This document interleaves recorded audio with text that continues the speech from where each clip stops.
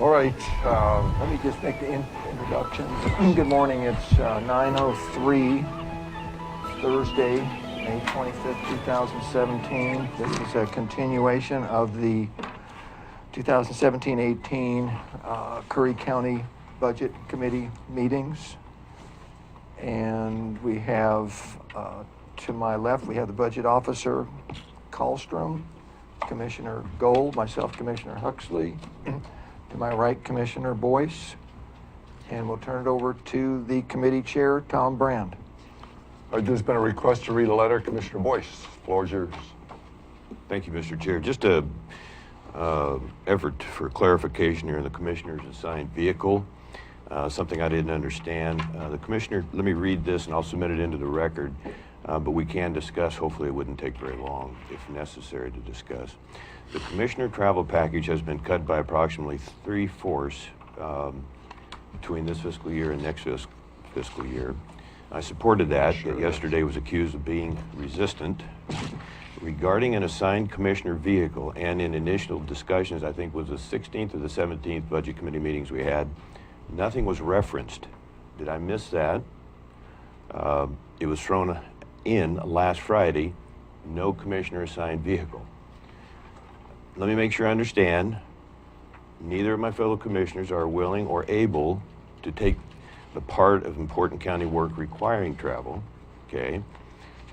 I'm asking, something a county administrator cannot do and the people expect us to do. Just to let you know, can I answer that?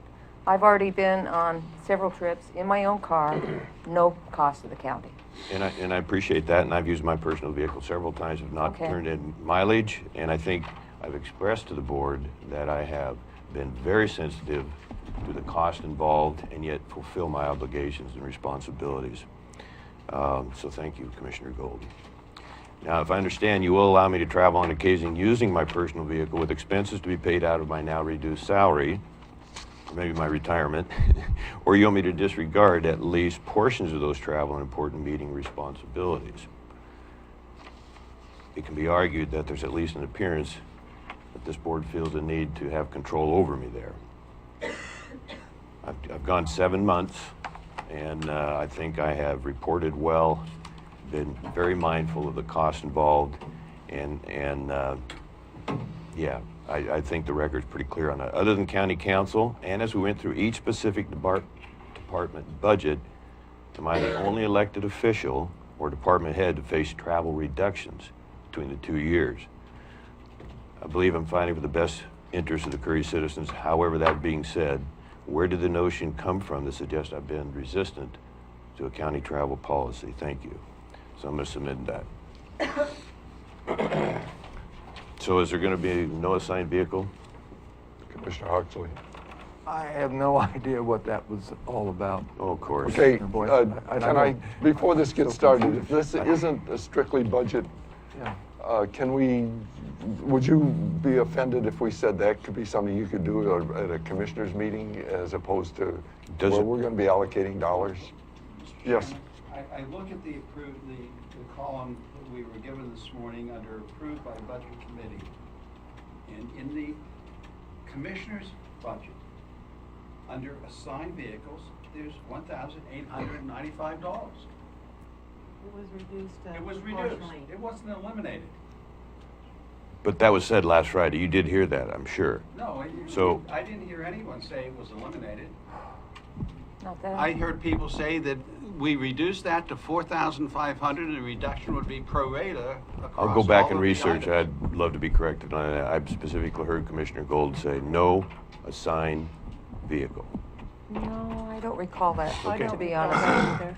So what would the 1,800 involve in the interest of budget discussions here? The what? Pardon me? What would the what? Did you say 1,890, Mr. King? 1,800, and I understand that the budget is charged so much per mile. I don't think there's enough there for a commissioner to have a assigned vehicle 24/7. And I think in the past, we've had Strictly for- commissioners take county vehicles and essentially keep them 24/7. Okay, all right. But I've certainly not done that, not even close. So I respect that that is your position, and that is also my position. I just need a clarification on what the restrictions will be so I can honor those. If today isn't the right time, then tell me when and how we can get that resolved. I believe your commissioners have on your agenda for the future an item to adopt a policy on commissioners' travel. And I assume that's the time to discuss how that $1,895 would be spent starting July 1st. Counsel- That's, Counselor Huddle, please. thanks, Mr. Chair. Right, and so the board will be considering a travel policy. So this group allocates funds, and then how those funds are spent is a future decision by either the board or whatever department funds were allocated to based on our contract rules or other internal policies. So the details of the restrictions and the allowances for spending will be by the board during the travel policy consideration. So we do have two figures, $1,890 and $4,500 for travel expenses. 4,500 total was, the reduction was spread between all four of the different, categories for travel, one of them being assigned vehicles. So the total is $4,500. Total is 4,500 between all of them. Thank you. All right, thank you.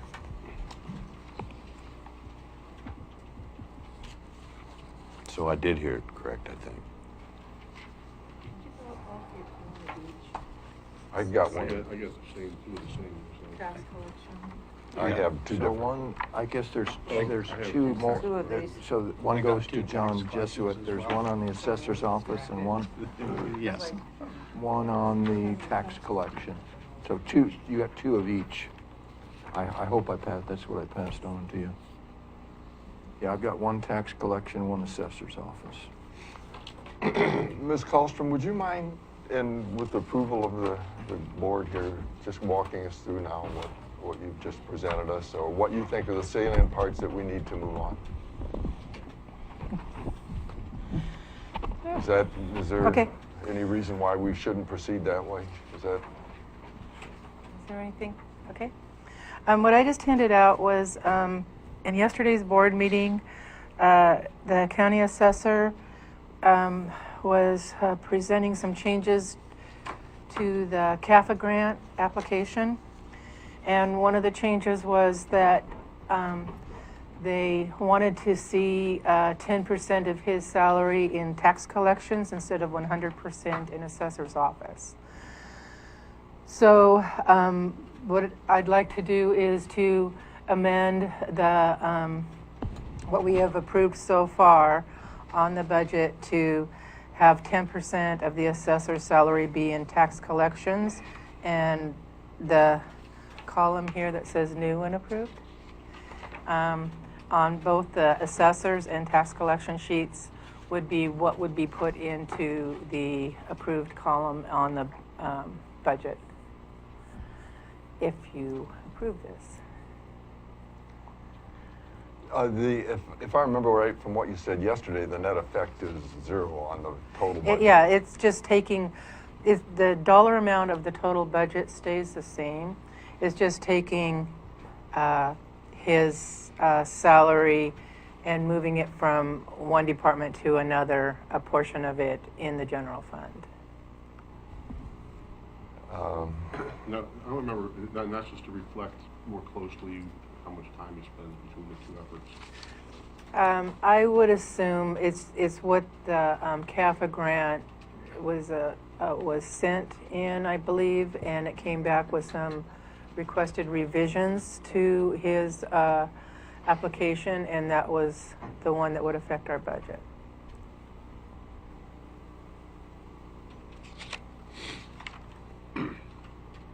Any other questions on what and why this request is presented now?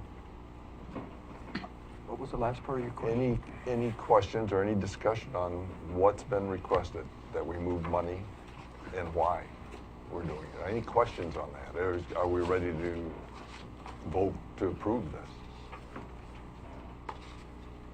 Well, we got this 5 minutes ago. No, it's just the part that I handed out, Commissioner Huxley. Oh, I'm sorry. Okay, just this Yes, part? just this, Okay, with just that, part. remember when Jim Cohen was Yes. speaking and there was that discussion with Ms. Kallstrom and He also Jim brought it Cohen. to the Board of Commissioners yesterday, I believe. That's Yes, what I'm that's what saying. I'm referring to, that when that, during that discussion, he just said, well, we got this little thing, and you also mentioned at that time, it makes no real difference in Okay. the budget in total dollars, or we'll, some of the hot button issues for us, they're not affected, it's just reallocating. Yes, I felt if we're putting in an application for the CAFA grant and said that that's what we were doing, it should be reflected in the budget. I'll make a motion to approve this as written. I'll second. Any further discussion? Hand vote, all in favor? Aye. Mr. Jesuit, it's unanimous. So for future discussions this morning, these sheets you gave us, they can be set aside now, is that correct? Yeah, these are, I just wanted to have some direction on changing the budget from what I've just handed out to you. So we're back with, how are we going We're to back. proceed? Would you, Did you want me to just start going down through department by department and telling you what changes I made? it's fine with me, how about the sense of the group here? Are we happy with that? I think that's good. All right, thank you. Myself. I'd be happier just believing that you did it. I would too, actually. I agree. Well, it kind of helps if you're looking through it to point out what happened. So is that to mean that you're going to go through just quickly department by department? Yeah, I'm just gonna go by by the book. document that we just Yeah. received? Yeah, I think that's respecting the issue of we want to really know what happened, and that's good. That's cool. So, Okay, so our first one is the Board of Property Tax Appeals. And, okay, let's move. if anybody has a page number for Mr. Jesuit, that would be good to. Starting detail on page 8.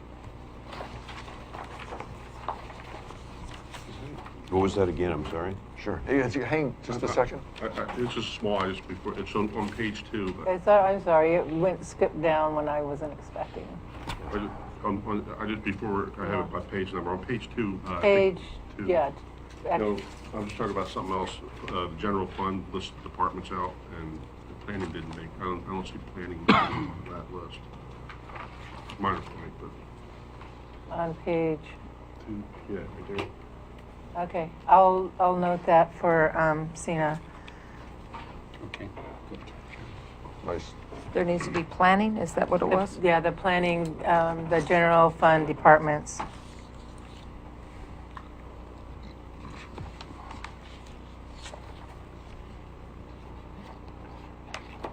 Okay, Should that be planning / economic development? no. Okay. Planning, community development, planning, community development, building, and economic development are 3 different departments. Good to know. Okay, just saying. Okay. Okay, so the first one is the Board of Property Tax Appeals, and it's page 5. So what's changed here is that there was a couple of changes that I made for payroll. When I was going through and taking out the unemployment capital projects line, I found that some of my department heads had typed over in the worksheet, it links to the payroll page. It says equals this line in a payroll page, and they typed over it a number. So I had to correct that, and so what was wrong was this dollar, they put 8 over here, they typed over the 1616 and put 88. So I had, when I connected to the line, it should have been 16. So that, it should have, you should have seen a 0 here and an 8 here. If all I did was take that line item out, but I had to recalculate this line item, line 12, because it was typed over and wasn't connecting correctly to the payroll spreadsheet. Other than that, I changed all of the admin fees, starting line 20 through 25, changed because of all the changes in admin fees that we did. And I think that's all there. So most of these comments will be change the unemployment capital projects line, change the admin fees.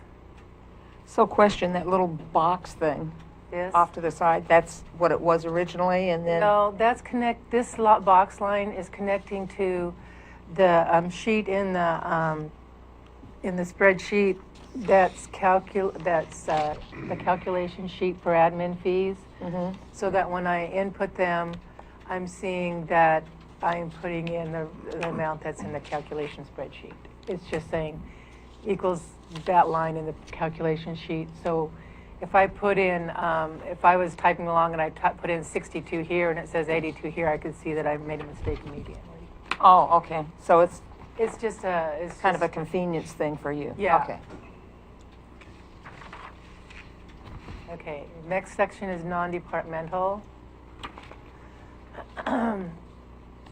So on page 7, the change was, there's a transfer from airport operations of $8,347, Which line? line 33. And that was bringing over, in airport operations, there was $10,347 in the budget, and we reduced that to $2,000 and moved the $8,347 to the general fund.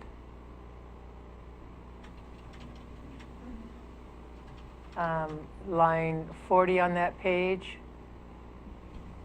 I don't have that calculation in front of me, but that's the net change to the beginning fund balance from the changes that we made. Yeah, and that 127 for unemployment's there too. Right? Oh, yes, and we moved the $127,000 from the unemployment self-insurance reserve. So that's the 0.75%. No, that's the, there was like a 250,000 or something in unemployment reserve, and we just used some of the okay. money. Okay. Okay.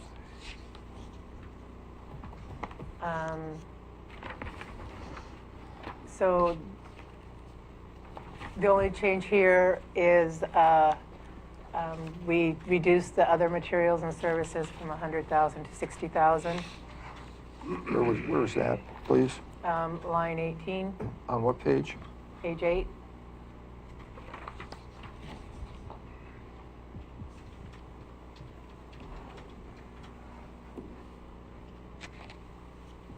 Any questions? A question, what was the specific reason for, item that we allocated to that? I don't remember. We were going to take $40,000 out of the $100,000 and put it to the survey, professional fees for survey. Mhm. And then the committee said they didn't want to spend that $40,000, but they still reduced this line item by the $40,000. Okay, so we did, I just didn't recall still reducing it. I thought we put it back in. No. But you didn't like it. Sorry? You didn't like that part. So that was, you No, wanted- no, I'm just questioning, I remember clearly there was a vote to change the approval of the 40 for the study, but then I didn't recall, then I thought, I guess in my mind that the 40 went back in and we still moved forward with 100. I didn't recall that we. I did specifically make it clear that pulled up we the were, 40. whether you were putting the 40 back in or not, and it was not. And so the 40 went into. Nothing. It went toward the ending It's just fund. general fund. Yeah, towards the road fund. Yeah, it Okay, just, yeah. okay. Okay, It was just part of the reductions. okay. Okay. The next one is the clerk elections, page 10. The change here is the capital improvement projects, unemployment line 17. Page 11, the lines 20 through 26, once again, are all the admin fees that were changed.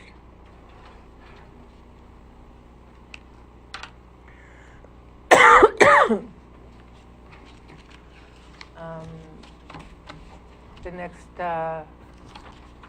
department is county treasurer, page 13. There's no change in this because as an elected official, elected officials don't have unemployment at all, so there's nothing, no change there.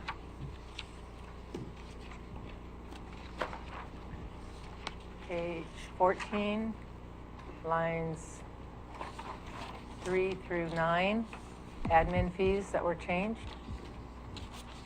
And those significant increases for the Board of Commissioners, that's the result of, It's a significant increase in the BOC office and a reduction in commissioners because of the change, moving the dollars over to the BOC for the county manager. Okay, the next department is the county assessor tax collection, and starts on page 17. The change is line 16, the second line 16. Should have called them 16A and 16B. 16A and 16B. And this one will also be changed according to the handout that I gave you this morning. It'll look, it'll have the different numbers. In elected, it'll have the 10%, and then some of these down here will change for the percentage of the payroll costs associated with that 10% salary. Page 18, lines 24 through 30, admin fees changed. Excuse me, what was that line again? It's 24? 24 through 30, Thank you. where the little box is. Yeah. All those lines over in the approved column are different. Also, every time you do admin fees, you do the little box. Well, the little Okay. box in each place is linking to, let me see. You don't have to explain further. Right after, right here, see this chart? Oh, yeah. So, here is linking to here, here, here, here, here, here. It's I'm surprised linking- you're not crazy yet. I am not crazy yet. Trying to be on guard for that. All of them. No, this is pretty amazing. Go through all this. Okay, so, and then that was it. Did I skip anything? Nothing on 19. On page 17, 18. Okay. Huh. There is one change on. I just thought that there should have been a title page here for county assessor, but I guess not. I guess it's both of the offices. This is page 19, and this is the county assessor. The change is the line 21. And once again, this one will have 90% instead of 100% of the elected salary, and then the associated payroll costs will change a little bit according to the handout this morning. Page 20, the change was lines, I'm trying to read across, lines 22 through 28, admin fees. And next department is GIS, page 22, lines 28 through 34, admin fees. Boy, that affected just about everything, didn't it? Didn't I say that? You did. I know, I'm just looking at the You little made boxes. that very clear. And we're appreciative of this minutia that Well, you... if you need the change, you need the change, but it did change it. The next section is District Attorney's Office, and page 24. So there's the change here on line 16 for the unemployment capital projects. There's a change on line 23. There's several handouts, one that got revised, kind of balancing the district attorney and the CAMI grant. So this is one of the, this is the transfer to the CAMI grant. It has more to do with the CAMI grant than the district attorney's office, so it's balancing the CAMI grant. Question, the health and life insurance numbers changed slightly? And that has to do with the CAMI grant also. Okay. It also, because of the moving, the administrator for the CAMI grant percentage was reduced to 0.6. It changed the amount of insurance for that position. So there's changes in probably all the associated payroll costs because there's a change in FTE of a person in there. Page 25. I don't think anything changed, but lines 20 through 26, the admin fees.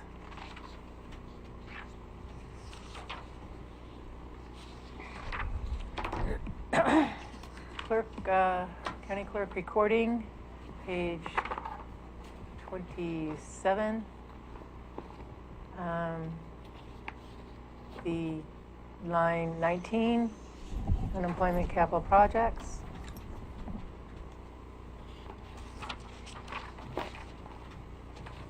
And on page 28, lines 20 through 26, admin fees.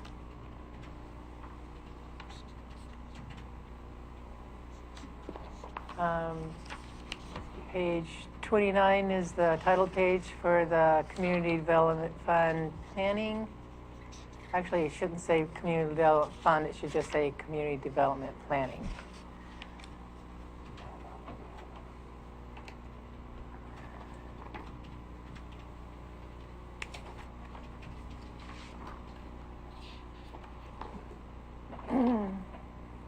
Apparently, we didn't cause any changes there.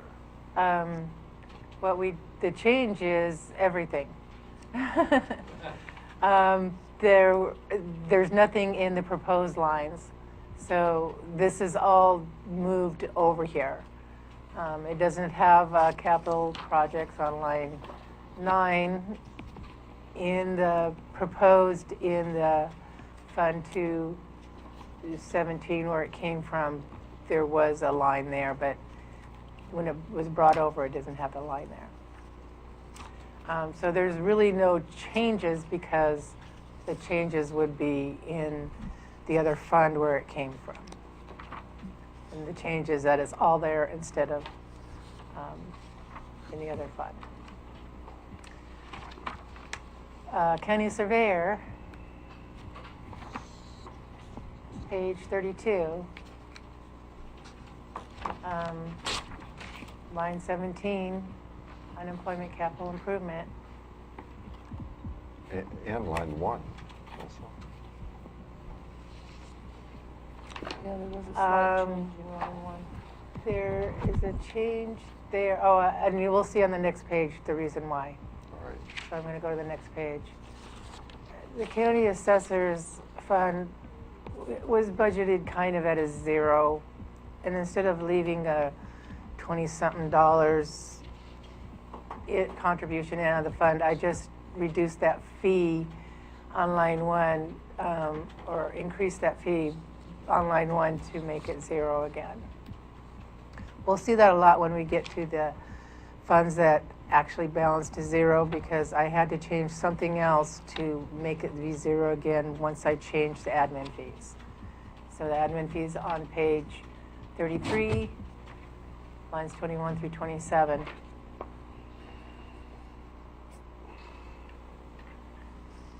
County Sheriff. If we, I thought the surveyor told us that he had reduced his own compensation slightly downward And to that was- balance his budget. Is that still? That was in the proposed. It was already in the proposed. Okay. And that it carries forward into the approved. Yes, I mean, everything that was in the proposed is in the approved except for the changes that we're talking about and the changes we made during the budget committee.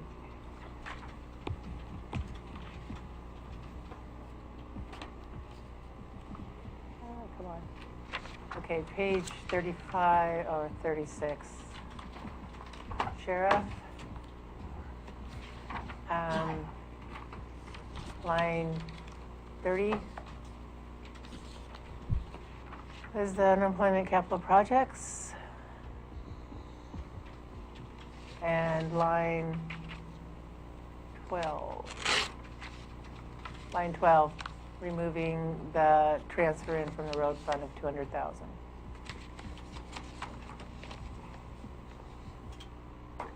There's a slight change here on the regular because I don't think something was adding right when I checked all the payrolls when I was doing this approved budget. So I fixed that and it reduced it a little bit. And I think something wasn't adding in the payroll. Because what I did is I looked at the payroll and I said, it should be this total amount. And I looked at this one and it wasn't totaling to that amount. So I had to find out where it was, something was wrong. So anyway, there's a slight change right there because of that. Right where? Which Question. line? On line 19. So we say slight change, but that's $8,000. So where does that end up? Does that automatically? Goes to the bottom line. So, okay. And one of the reasons, I'm not sure, I'd have to go back and look and see what the error was, but there was just something not adding right, or they had typed over my line again. And I don't remember which ones were which, but I found one error someplace and a typed over in a lot of places. I have to lock those cells so they can't type over those cells. Or I was going to say next year, but Maybe make I that don't wanna- suggestion to the next person. I will. Okay, line 37. Not line 30, page 37.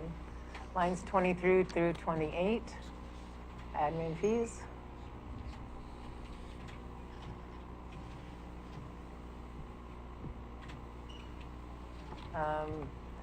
Page 38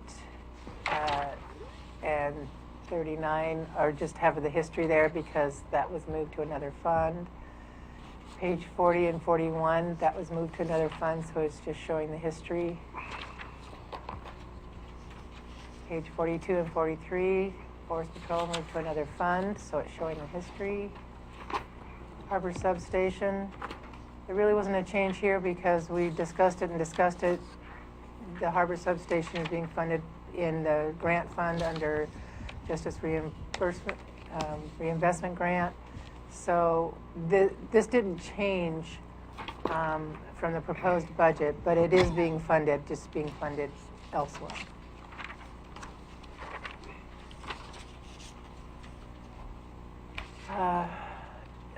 Sheriff Jail Department, Line 32, the unemployment capital projects.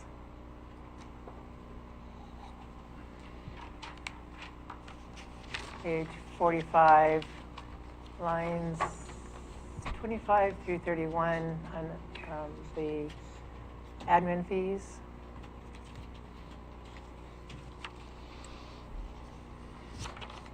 That little box helps, by the way. Yeah, it helps me too. Spot it. Sheriff Communications, page 46, line 9, reduction on the transfer in from the Road Capital Improvement Fund, 120,000.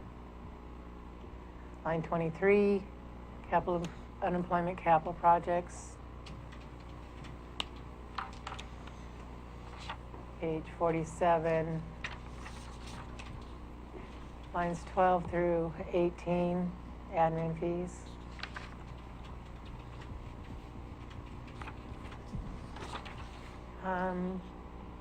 Page 48, the animal control, the fees and everything has moved to non-departmental, so this is just history.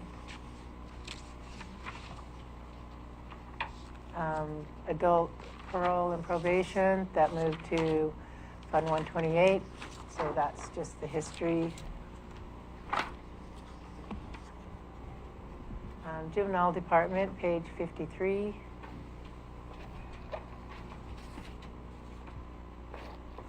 Line 37, unemployment capital projects. Page 54, lines 31 through 36, admin fees.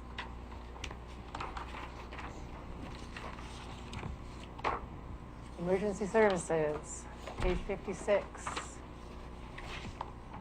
Line 19, unemployment capital projects. Page 57,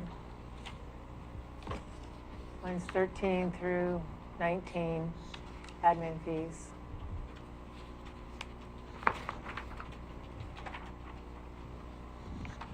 Solid waste, page 59. Line 10, second line 10. Unemployment capital projects, lines 17 through 23, admin fees.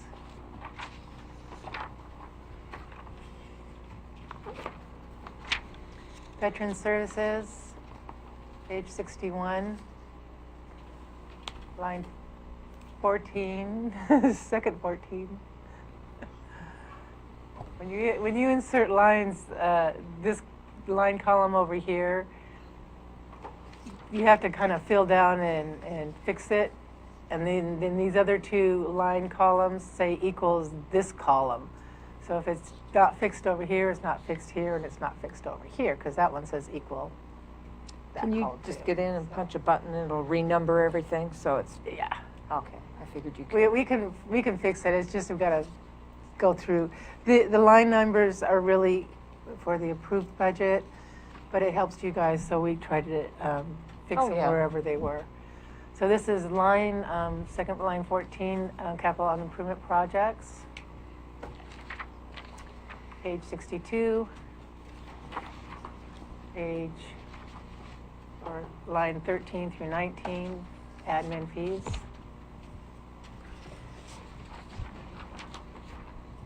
RSVP, no longer, the program, we don't even have any longer, so the next pages are all history.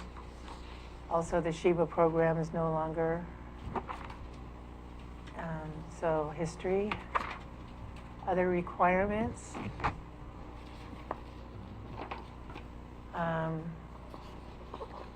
Line 3 changed, it's the 30% transfer to the Commissioner's Fund, and when you change the Commissioner's Fund, it reduced the transfer. dollar 30% down to 37,152, so that line changed. All of those unemployment capital improvement lines that were reduced totaled 20,894. So the transfer to capital projects, repairs and maintenance, construction, Fund 233. So we put it here rather than in all those line items we just went over. What page are you on there, please? I'm on page 70.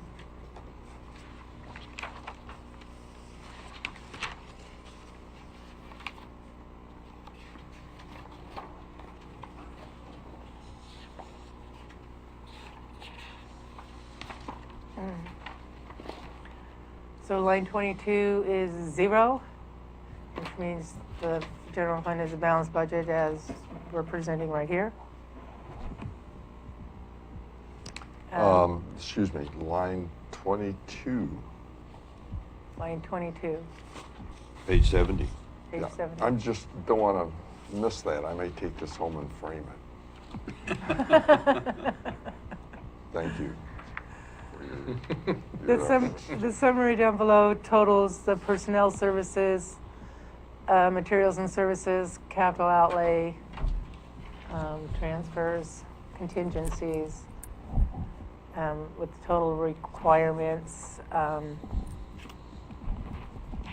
and then it totals total resources except property taxes, and then the property taxes estimate, and then the total resources.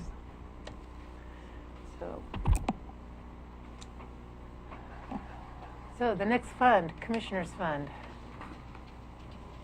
page 72. So lines 2 through 19 all changed.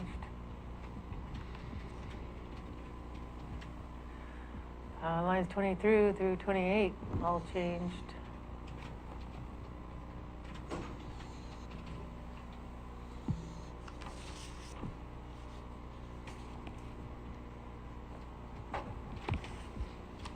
Page 73, the reduction to $4,500 for the travel changed line 2 for conference fees. Line 8 and 9 for travel, meals, and lodging and assigned vehicles. Line 11 for mileage allowance. And also there's a dollar change on line 5 to make it be 0. Payroll, when it comes over, it's not coming, it's rounded. So a lot of times there's this dollar, because it's showing one number, but it's actually including rounded numbers, so sometimes there's a dollar difference. Question on that page? Commissioner Huxley. Okay. What's the, I'm on page 73, and you mentioned lines 2, 8, 9, and 11. Was that a calculation after we did whatever based on something, or where? They total 4,500. I was told to do it to spread that cut proportionally. So that's what I added up what they were percentage-wise of the total, and then spread that cut proportionally to those line items. And if it changes a little bit within that category, that's no big deal, just as long as the total is 45. That's what I Right. was trying to do. Okay. Is it sounds good. 45? 4,500. Yeah, did I check? Are you checking that? How'd you know I was doing that? Because I could see you over there with your... she's Right got on, it. baby. And I'm assuming All right, that I'm correct. you recall that. I don't recall the specific conversation. Is it an issue? Well, that's why, I would like a day or 2 or 3 to go over this book now. We're going back a week, so it's not appropriate for me to stop, the conversation where it's going, but that's the issue that I have, and this is not a reflection, it's just, we've been through all these, now we're going back, what did we talk about for the last 40 hours over the last 6 days? I truly can't remember everything that we talked about. Well, And anybody that thinks they can, We did go over this again on Friday, all the changes that I was going to put in, and this one was discussed also, so. well, this is the resulting calculations from all of that, but I'm seeing that, now for the first time on so many of these, so that's just a comment. Page 70, next fund is road department. Page 75.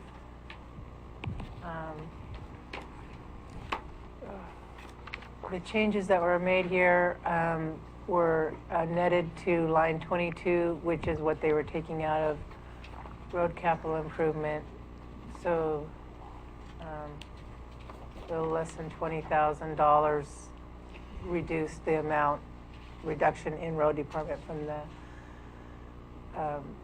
different cuts affected, reduced the amount taken out of road fund by a little less than $20,000.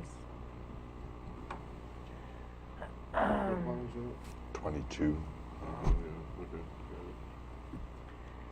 So on lines 39 and 40, if you look on the proposed budget, the total amount was of the 1.5% that was split between lines 39 and 40. The total amount was put in line 40. So I think that was a type over. I don't know why. So when I corrected the payroll links,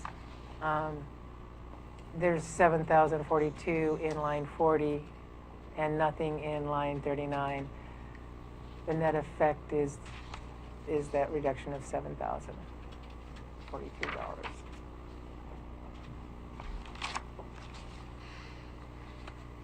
I don't think there's any changes on page 76. Page 77, lines 28 through 33, admin fees.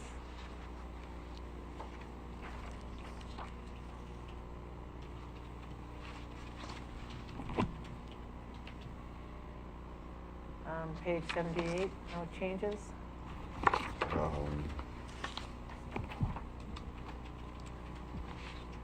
Roadside improvement fund, page 80, no changes. Court mediation fund, page 82, no changes.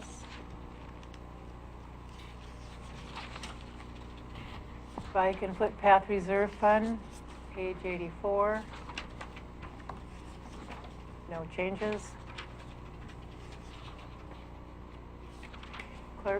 County clerk's record reserve fund, page 86, no changes.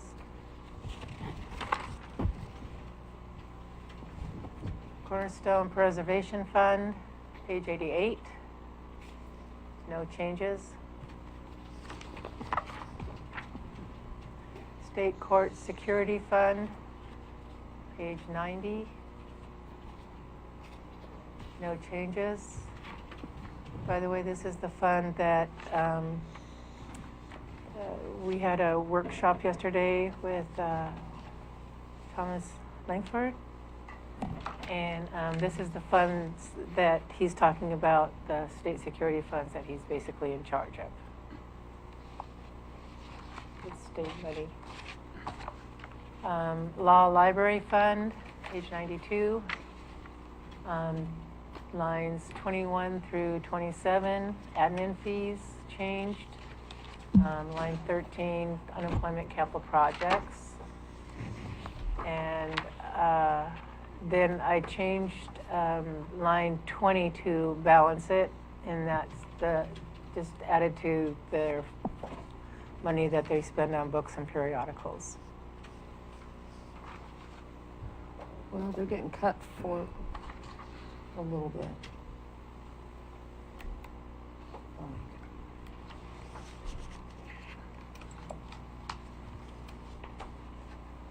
Line, Economic Development Fund, page 94. Line 22, unemployment capital improvements. And line 12 is the line that I use to balance, is their beginning fund balance. I just reduced it to balance this fund. And page 95, the changes are lines 17 through 23, which are the admin fees. So when we changed the admin fees and changed that unemployment, then I changed the carryover balance to balance it to 0. I tried to pick a line that really didn't affect much within these funds as I balanced them. So the next fund is all the sheriff restricted funds. Starting page 98 is the sheriff's special projects fund. He uses that mostly for when they have these special projects that, like, you know, even like Memorial Day weekend, the extra staff that he has to have, or extra patrols or something. That's when he pays some of the regulars to help out on things. Page 99, search and rescue.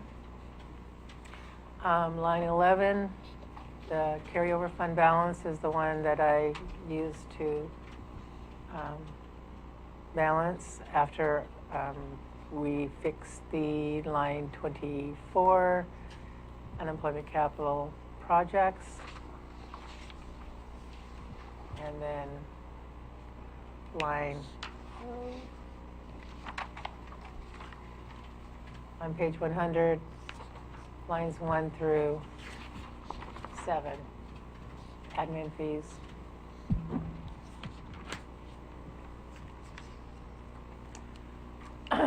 Page 101, Marine Patrol, moved from the general fund. This one basically balanced to 0 because the amount coming in from Title III on line 6 is the one that you can only put as much to make this 0. That's the only amount you could transfer. So the budget for line 6 changed to balance this budget. For the change on line 21, unemployment capital projects. At the bottom of the page, lines 38, 39, 40. In the top of the next page, 1 through 4, admin fees.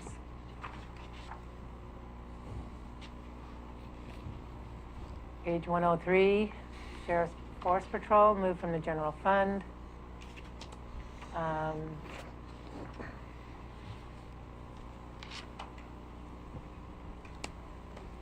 I think what I did was I changed line 2. I'm not sure if that grant is a certain dollar amount, but that's the one I changed to balance. It is a certain dollar amount. Well, then you'll probably get a little bit more revenue than the balanced budget. You're off $1 on line 30. On line 30, Those are admin fees. yeah, Just having fun. oh, yeah, fine, thank you. I'm gonna leave it. Couldn't find any other mistakes. Stop so- having Yeah, fun. That's a reduction, You not a have to mistake. look hard to find mistakes in my. Seriously? Yes. $1. Line 18 is the reduction in unemployment capital projects, and Lines 29 through 31, admin fees, and apparently line 30 should be 675. No, that's right, 675, right? Yeah. Okay, it's correct. Good job. All right. I thought you found me a mistake that I made, and it's hard to do. Lines, on 104, lines 1 through 4 are admin fees.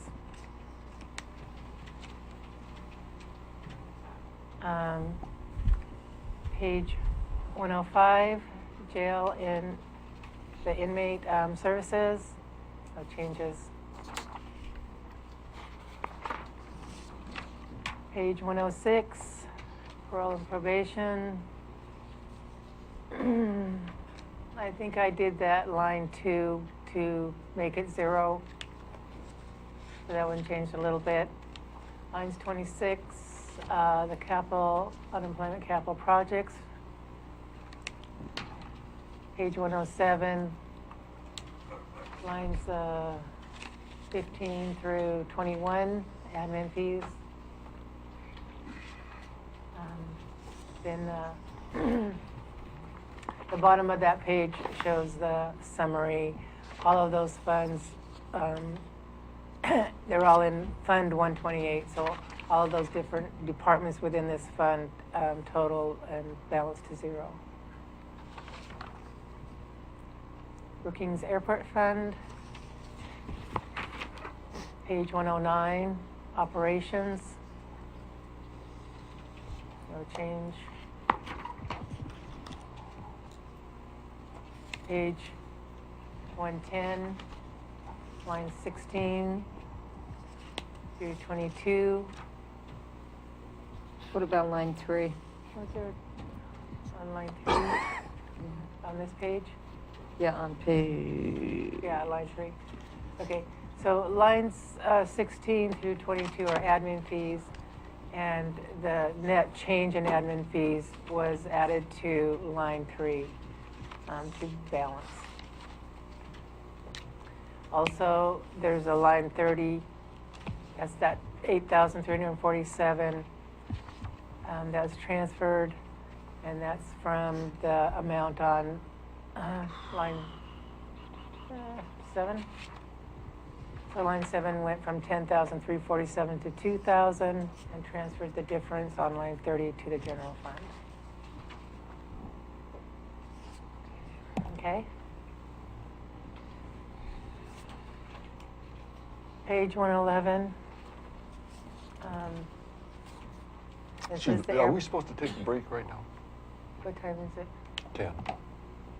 Is it a 10 o'clock break that we're supposed to take? We could take a break if you want to. Well, I thought we Yeah, had to. 10 to 10:30 anytime. So before we start another one? is Okay. Okay. Well, this is the last one of this fund, so we'll Okay. finish this All right. one. There's no change. Bottom of the page, bottom of the page shows the total requirements, total resources for Fund 130, which had 2 departments. One was the airport grant, one was airport operations. They balanced to 0. So we'll start again with the Port Orford Landfill Trust after break. So let's be ready to go at 15 after, which, if that's all right. Are they 15-minute breaks or 10-minute breaks? 10 minutes? Yeah, go 10. He has a union. Well, these are 15. Not a union. The calendar. It's not union? No. Okay, then he has 10-minute break. All right. All right, 10 minutes. Only is my 10 friend. minutes, their union contract is 15. Yeah. All right. So And if 10-minute you- break then. If you don't eat your meat, you can't have your pudding. I thought it was vegetables. What draws you to the Oregon coast? Is it the green and blue surf on a brilliant sunny day, or angry boiling waves during a raging winter storm? Do you prefer quiet coves or powerful breakers churning the sand? How about sand castles? Do you come for the rising tide or the setting sun, to marvel at whales gliding through the sea or flying in the sky? Reasons to travel the Pacific Coast Scenic Byway are as far-reaching as your imagination. This is a spectacular part of Oregon that traces the entire coastline along Highway 101 guiding you to the sea and away again, to coastal towns big and small, lowland marshes, and breathtaking overlooks. It's a long byway stretching from the mouth of the Columbia River to the California border, 363 miles in all of some of the most unblemished, awe-inspiring seascapes you'll find anywhere. In addition to its designation as a scenic byway, Highway 101 in Oregon also has been selected as an all-American road. That means when you come here, you will experience one of only 31 roads considered to be the best of the best in America. You know, when people come to the Oregon coast, they're really astonished how beautiful it is. And what separates it from many of the other places in North America that are coastal is how undeveloped it is. And that's because Oregon had a very far-sighted land use program back in the 1970s. We have all these wonderful state parks along the scenic byway that are perfect places to stop and enjoy nature in a relatively unspoiled way. From the north, you begin in Astoria, the first permanent European settlement in the Pacific Northwest. It's a genuine maritime community with ship traffic from around the world seeking harbor up the Columbia. The official State Maritime Museum of Oregon sits here on the river. Beautiful Victorian houses dot the hillside. And standing 600 feet above sea level is the 125-foot Astoria Column. It features a hand-painted spiral frieze that would stretch over 500 feet if unwound. Heading south, you'll find the community of Seaside, a popular vacation spot that offers miles of public beaches, an oceanfront promenade, and a downtown core packed with restaurants, shops, and even a beach-type arcade. Cannon Beach is home to one of Oregon's most photographed natural wonders, Haystack Rock. Get your shots from the beach, or take a short drive up to Ecola State Park and look down on this 235-foot work of art. The picturesque small town is filled with art galleries, shops, and cafes. Ready for more? 10 miles to the south, this is the view from Cape Falcon. You're 700 feet above the Pacific. Here, the Pacific Coast Byway has been carved out of Neahkahnie Mountain and held in place by stone walls built in the 1930s by craftsmen in the Civilian Conservation Corps. Upon descending the mountain, the highway drifts inward around Tillamook Bay to Tillamook, the unofficial dairy capital of Oregon. The verdant valley of dairy farms in this area produces 25 million gallons of milk annually. Much of that is processed into natural cheddar cheese. And near more than 800 miles of navigable waters, Tillamook is a crossroads for North Coast recreation. From here, you owe it to yourself to veer off Highway 101 to explore the Three Capes Scenic Loop. This drive places you right at the beach, beginning with Cape Mears, home to the shortest lighthouse in Oregon. 9 lighthouses stand sentinel along Oregon's coastline. They're monuments to our maritime heritage, towering links to the past, and as much a part of the rugged Oregon coastal landscape as any offshore monolith. The Cape Mears Lighthouse was first illuminated in 1890. Oregon's oldest lighthouse is at Cape Blanco, the westernmost point in the state. It was commissioned in 1870 to aid shipping generated by gold mining and the lumber industry. The 93-foot-high Yaquina Head Lighthouse is the tallest in Oregon. Today, its automated light continues to aid navigation at the entrance to Yaquina Bay. Many of the lighthouses are open to the public. Most happen to be excellent places to view nesting seabirds and offshore sea life. Tide pools, those rocky areas between high and low tides, support unique and diverse plants and animals. Vast amounts of colorful, otherworldly creatures wait to be discovered. But walk cautiously. These organisms are tough enough to withstand the pounding surf, but are utterly vulnerable to human activity. Wildlife and sea life abound on the coast. There are 6 national wildlife refuges along the Oregon coast. The Pacific Coast Scenic Byway bisects these refuges or goes alongside them. It provides you the opportunity to see a wide variety of abundant wildlife, including seabirds, seals and sea lions, deer and elk, and many other wildlife. Cape Kiwanda lies at the southern end of the Three Capes Scenic Loop, near the town of Pacific City. Here you'll find a second Haystack Rock on the byway. Hike up the dune to marvel at stunning views of sandstone formations as they turn yellow, gold, or even red in the changing sunlight. If your timing is right, you'll spot one or two of the dory fleet sprint onto the beach, after a day of fishing. How's this for a dinner setting? Restaurants along the Pacific Coast Scenic Byway accommodate just about any taste. Many serve an ocean view with every meal. Up and down the coast, you'll find seafood, of course, but don't limit yourself just because you're by the water. The Central Coast begins around Lincoln City, which is one of the larger communities on the byway. It has a reputation for being windy and was recognized by Kite Lines magazine as the best place to fly a kite in North America. It was incorporated from several small towns and as a result offers a sandy beach that is 7.5 miles long. A number of small state parks lie nestled along the ocean between Lincoln City and Newport. Stop, get out of your car, and take in the commanding views that are there, right next to your all-American road. Depot Bay boasts the world's smallest navigable harbor, 6 square acres in all. A seawall runs the length of the downtown, so everywhere you go, you're rewarded with a dramatic view of the Pacific. It's considered Oregon's whale-watching capital, with thousands making their way past Oregon each fall and spring. Fishing and whale-watching excursions regularly set sail from this little harbor. Leaving Depot Bay, you'll soon find yourself at Cape Foulweather, a basalt outcropping that looms 500 feet above the water. It was here, in 1778, British Captain James Cook first sighted the mainland of North America on the Pacific coast. A fierce storm that almost put an end to his expedition earned this rugged stretch of coastline its name. Coastal weather can change by the hour. You will find a lot of wet days, but rain can become blue sky with white clouds in an afternoon. Mist kissing the headlands burns away, or storms can last for days. Some people come for those storms. Whether you find sunbursts of happiness or cloud cover like a quilt, there's always a reason to come back. Like Lincoln City, Newport is one of the larger towns on the byway. The historic bayfront on the north side of Yaquina Bay hosts one of Oregon's largest commercial fishing fleets. It has a busy, genuine working waterfront feel, with fish plants and boats coming and going from as far away as Alaska. On the south side of the bay is the Oregon Coast Aquarium. Share waters beneath the ocean with sharks and rays. And don't miss the sea otters at mealtime. Now, all 4 of our otters were rescued otters. They were found out in the wild. For the next 50 miles, your trip along Highway 101 hugs the coast.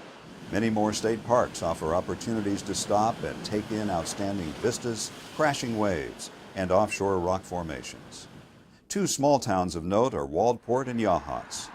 Waldport sits on Alsea Bay, where fishing, clamming, and crabbing are popular. The 40-mile stretch south of Waldport marks steep headlands, jagged volcanic outcrops, and jaw-dropping scenery, the rugged edge of the Oregon coast. Yachats is a quiet, unhurried artist town just a couple of miles north of Cape Perpetua. Drive to the top of this bluff, and you'll be 800 feet above the water. On a clear day, you can see 70 miles of Oregon coastline. Drive past Heceta Head Lighthouse to the Sea Lion Caves.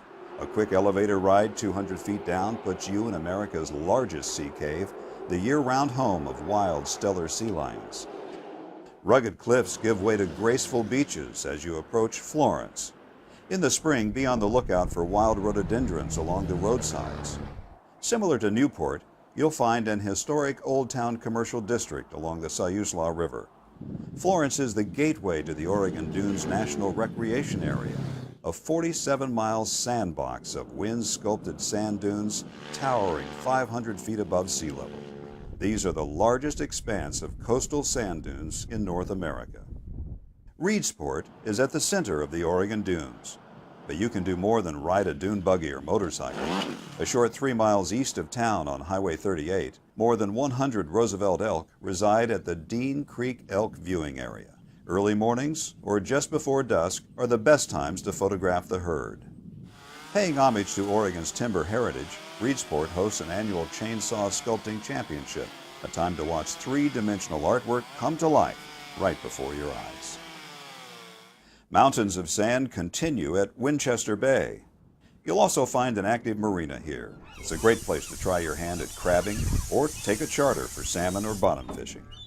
The dunes end and you enter the coast's largest urban area at Coos Bay. It has the deepest natural harbor between Seattle and San Francisco. Foreign vessels sail under the massive McCullough Bridge. You may have noticed, dotted along the Pacific Coast Scenic Byway are many beautiful and iconic bridges. The Megler Bridge in Astoria, Yaquina Bay Bridge in Newport, Alsea Bay Bridge in Waldport, Siuslaw River Bridge in Florence, and the magnificent McCullough Bridge in Coos Bay are works of art in their own right. Charleston is slightly off the byway at the mouth of the bay. It was once an old waterfront fishing village and has become a commercial and sport fishing center. From here, the Charleston to Bandon tour route offers another side trip off the byway. It's a wonderful way to explore a variety of natural Pacific Coast beauty in a number of settings: beaches, vistas, gardens, and more. Giant sea stacks, a tiny lighthouse, and an old town await you in Bandon. Do you like to golf? This remote area on the Oregon coast has not one, but 3 of the most stunning and challenging golf courses in the world. As you drive south of town, look for brilliant red bogs in the fall. You're passing through the cranberry capital of Oregon. After a trek through forests and farmlands, you'll reach Port Orford. The wild coast has begun. You're in the most westerly city in the continental United States, and you've reached some of the most awesome scenery on the byway. Here you can watch a fishing fleet launched by crane in one of only 6 dolly ports in the world. Port Orford covers less than 2 square miles.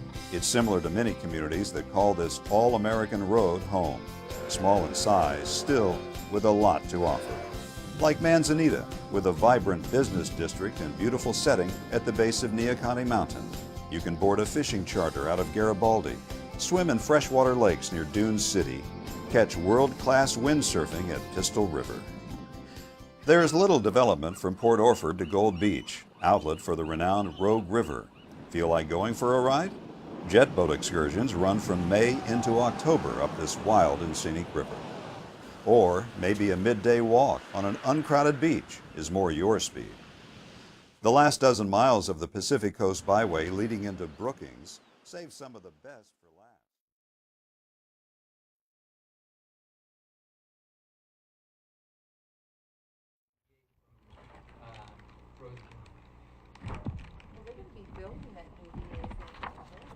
Oh, it's done. It should open up either next June or early July at the latest. That's mainly for site services and things like that. Oh. And the actual increase in medical is negligible compared to what Trump wants us to do.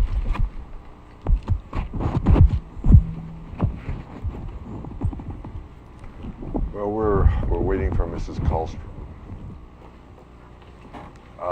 The way I see things going is we'll continue in this vein, then we'll try to get an idea if everybody's happy with some very general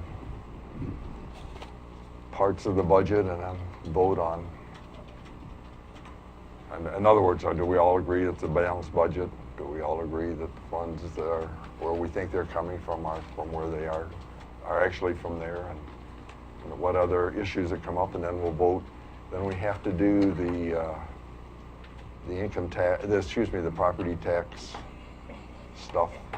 And then at the end, perhaps we'll just try to give each person a chance to say something about what they think of what was accomplished and what is looking like coming down the road for next year's process. And I hope we can get that done by, it'd be nice to have that done by 1:15 or so. I don't know, maybe not. Is that going to work for you? Well, that would work. Okay. Your appointment's at 2 though, right? Yeah, at 2:30.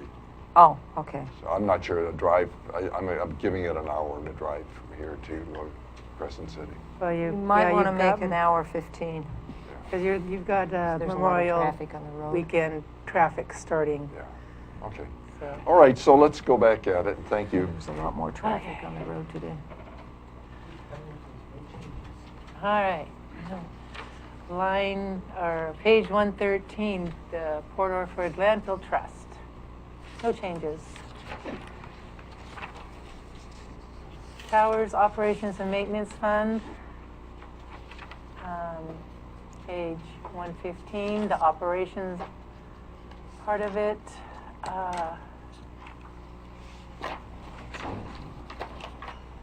The Title III changed because this is another one where. What line is that? 27. It's another one where it zeroes out, the transfer in from Title III zeroes it out. And so that Title III was changed. Page 116, lines 9 through 13, admin fees.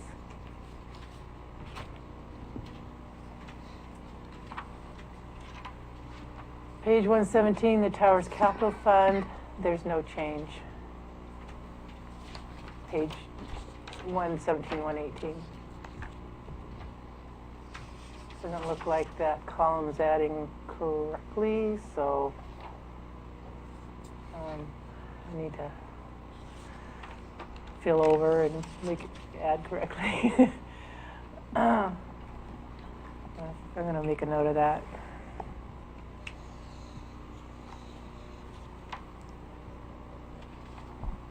Yeah, that's pretty obvious.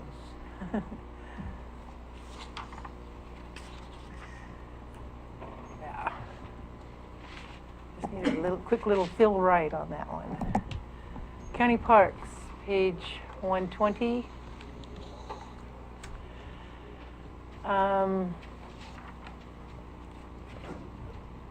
Line 14.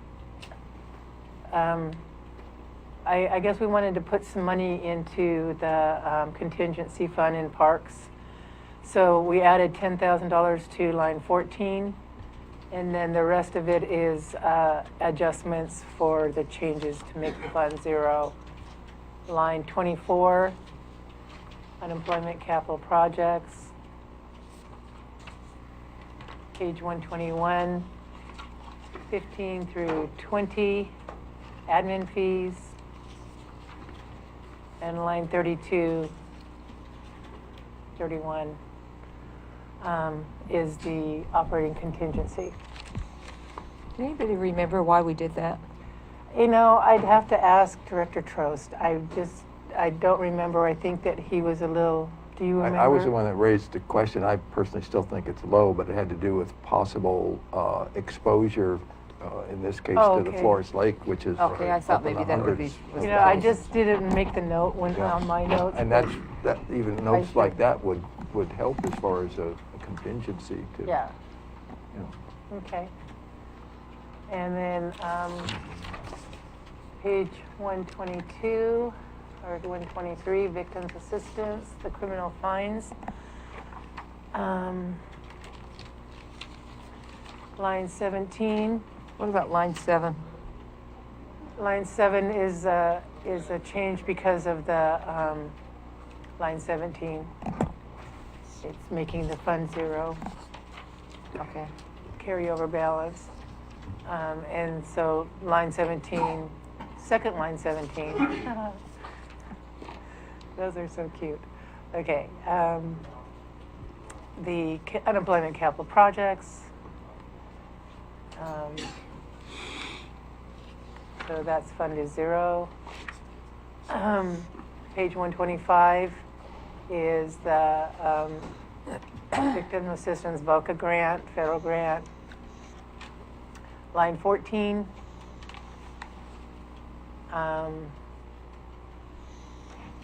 Unemployment capital projects. And I believe that I put the change into line 17, professional services training. They do that on that grant. So that would to make the grant zero.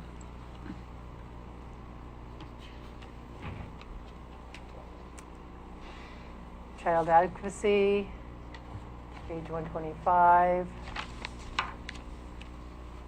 There's a lot of changes in here. Has to do with the handout that I gave when we changed the grant. Was $38,379, not $35,000, and the transfer to the DA is now $3,665. There's a change in payroll for the FTE. change in unemployment capital projects, change in admin fees, change in the budget to match her her budget for the grant. So a lot of the line items have changed. That was the handout that I did last week. So there's a kind of a lot of changes there, but it really has to do with that handout and her grant budget. Page 128, starting on line 11, is the crisis assessment. It's a carryover fund balance, and there's no change to that part of Fund 213. 13? Fund 213. So the total of Fund 213 is the child advocacy and this crisis assessment, and the total is 0. Page 120 or 130, Curry County Fair. It's in 2 parts. The first part is the event center. I think that we had a change there, so maybe not. Line 34, unemployment capital projects.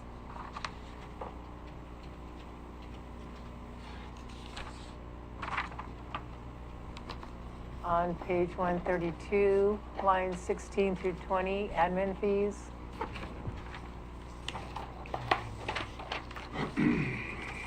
Line 27, the reserve for future expenditure is the adjustment line. This one doesn't adjust to 0 because it's supported by the next part of the fund, which is the fair operations. So the total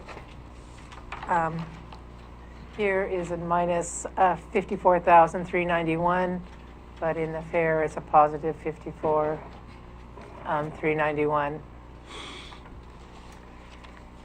So on fair operations,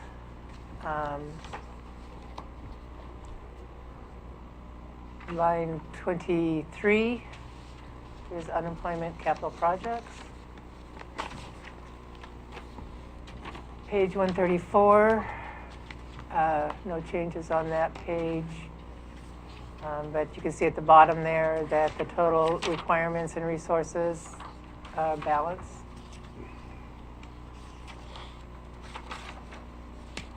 Page 136 or 37, one page to 137. Community Development Fund Planning Department. The change here was that it was moved to the general fund.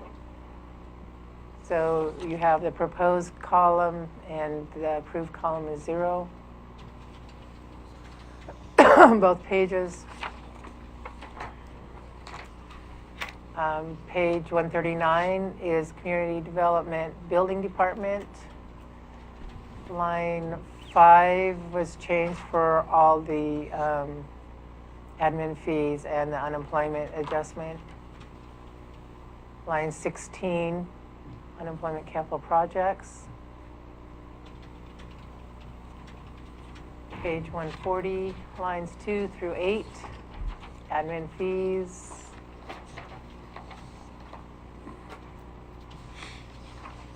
So line 10, put in $2,500 for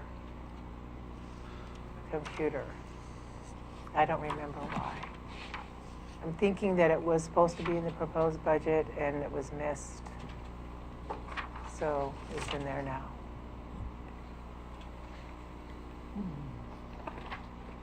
I don't think I have the notes on it from our meeting, so I think what I did was when I looked at what Carolyn gave me for this budget, I don't think that capital outlay for a computer got put into the proposed budget. And it was part of her proposed budget. Which I think is why I was not balanced for The difference, if you look back up here on page 138, where it says 9,704 negative, and then you go down to page 140 on line 19 where it says 12,204, the difference is that 2,500. So it wasn't balancing by 2,500 because the line item did not get put into line 10 there in the proposed budget. So that's a correction of, it was basically like a typo. So when we're looking at our 5-year plan and the purchase of computers, how does this mesh with that? And Well, what we talked about before was that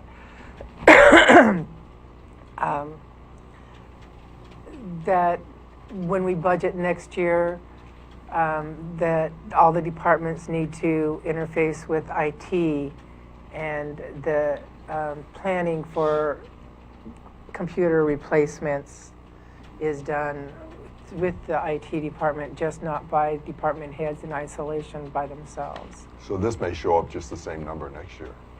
I think that she has a new employee, and that's the budget to get that employee a computer. Any comments on that when we move on?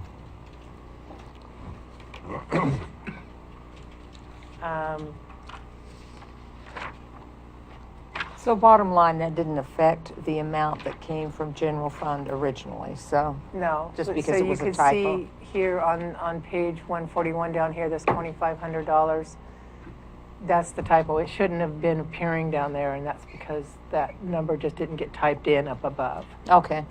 And now it's in, so the line on this column over here on page 140, down here where it should be 0, it is 0.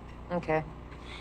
This Public Services Fund, Environmental Services, was transferred to the state in 2014. It still has a year of history, so it's still here.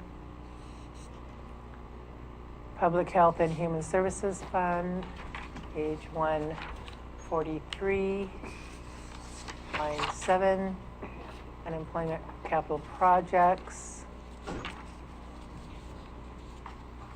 And line 11, the Professional Services, Environmental Health, balanced it.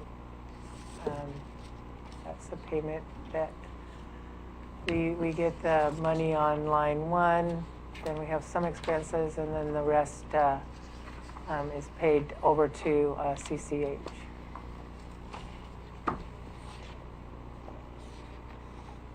Page 144, Public Health. This is the in and out with services for several grants that we have to be the ones in charge of. It's a pass-through to CCH, so everything's in and out. No changes to that part. Page 140.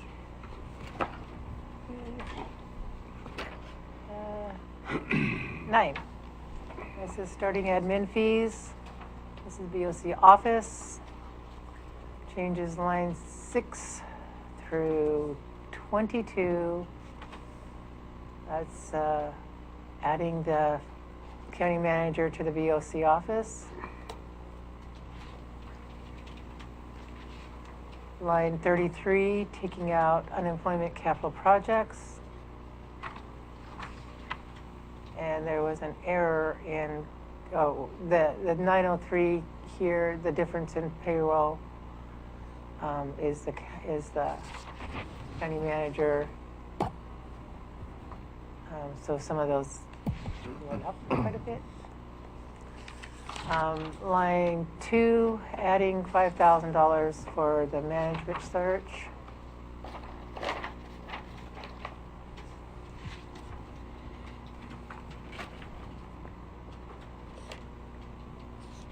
Page 151, Accounting Department, lines 2 through 18. Redoing all the admin fees. Line 30, Unemployment capital projects. Page 152, lines 1.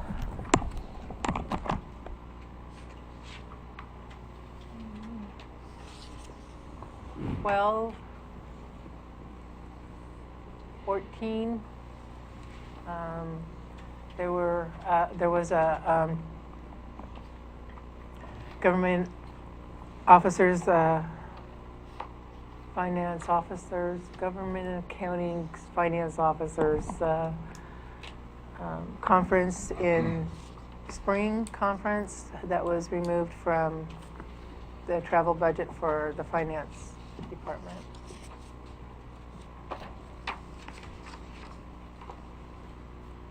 Page 153, County Council, lines 2 through 18, changes in admin fees received from other funds. Line 30, unemployment capital projects. Line 1. Line... You're to the next page, right? 10, yeah. Page 154, line 1, line 10, line 18, and line 20 are the adjustments the county council made to his budget. And then there's line 7 was the rounding payroll adjustment, dollar adjustment.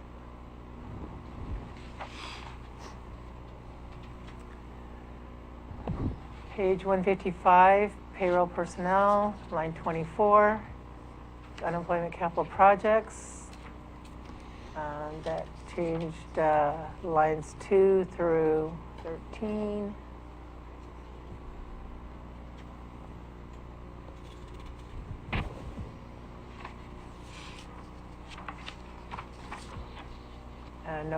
No changes on page 156. Just still payroll, human resources. Page 157, IT, lines 4 through 20, admin fee changes. Page 158.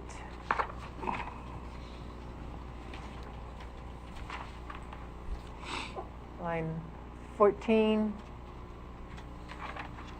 kind of a correction, but putting the amount approved for software. Line 20, amount approved for non-capital computer equipment. Line 26, amount approved for the 27,194 for hardware.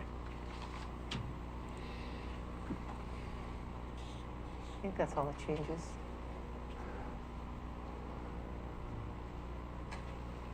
Page 159, occupancy, lines 6 through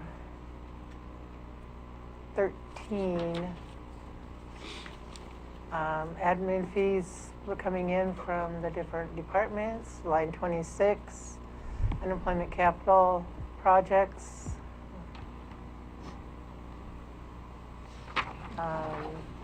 And that was it for that occupancy.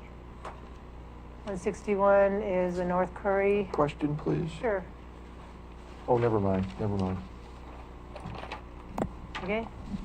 Okay. Page 161, the North Curry. There's building up there. No change. This is all the little boxes. They're connecting to each one of these little blue boxes in each department, in each fund. So that's why you get all your boxes. Page 163 is the spread for occupancy admin fees. General Service Internal Service Fund, page 165. lines 20 through 23, admin fees, was changed. Where did I change it? Oh, it's changed on the beginning fund balance, line 3. To balance to 0.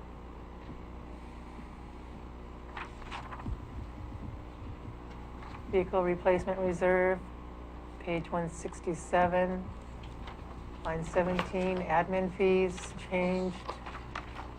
And I changed line 15, the broker fees to balance.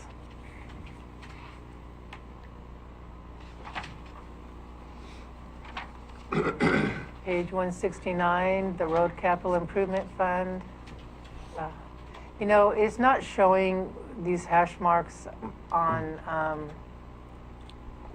my spreadsheet. So when it's going into the PDF file, I'm going to have to talk to Sina about it not showing the totals. So we might have to percentage-wise change the screen on this one so it doesn't do that. Does it? It's not showing in Excel, the hash marks are because the column is too narrow for the number to show all the way. Does the printed out documents show a number? No? No. Okay. You have to expand The column, sure. Yeah, but in Excel, it's not showing hash marks, so it's only doing it when it goes into PDF, and I don't know why it would do that. Okay.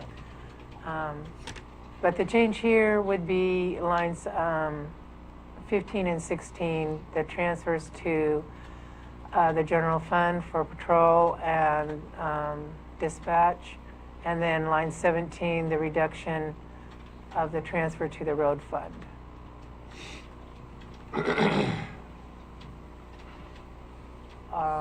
Also, line 2.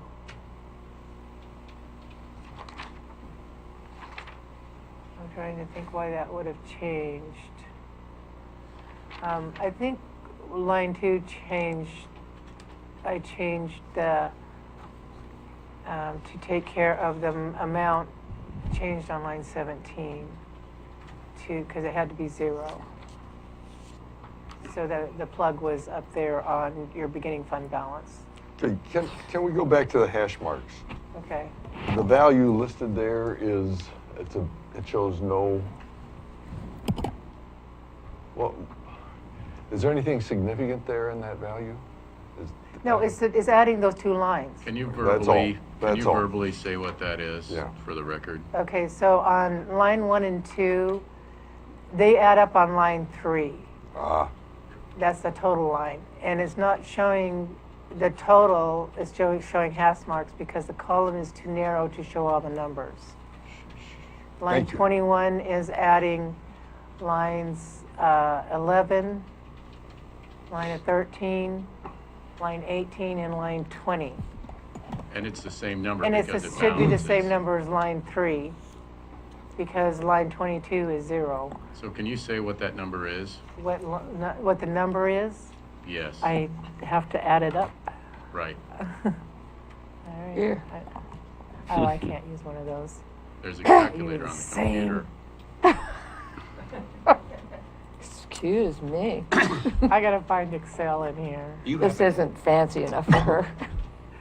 I can't. You know what? I can do a 10 key, but I cannot do calculators. I got you. I don't know why. I My grew up on fingers 10 won't do keys, it. so. So it's just adding those 2 values together. Yeah, That's not 3, difficult. We can 7, do that in our head. 31,322,165, perhaps? Good job. Can you say that Probably. again? 31,322,165. That would be in the approved column. Total resources. It should be that should be the number on line 3 and on line 21 also.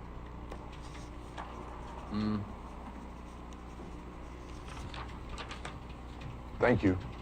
Is Okay. it? Yes. Yeah. Okay. Thanks.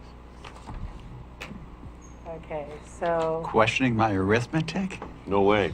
The only reason anyone went to law school is because there would be no math. Oh, That's why teachers go into elementary school teaching. Yes. Okay, so we're on the County Lands Fund, page 171, no change.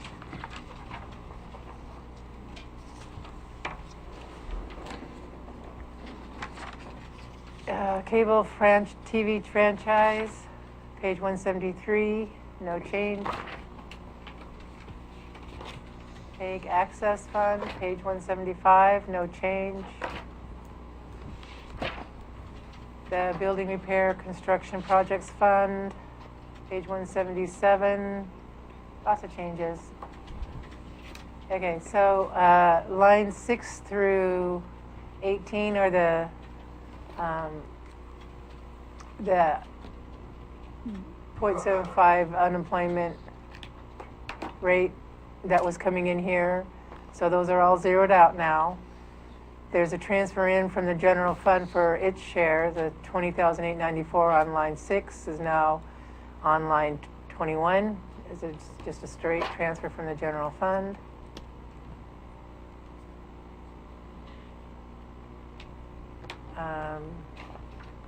Lines 10 through 14 on page 178, admin fees. Excuse me?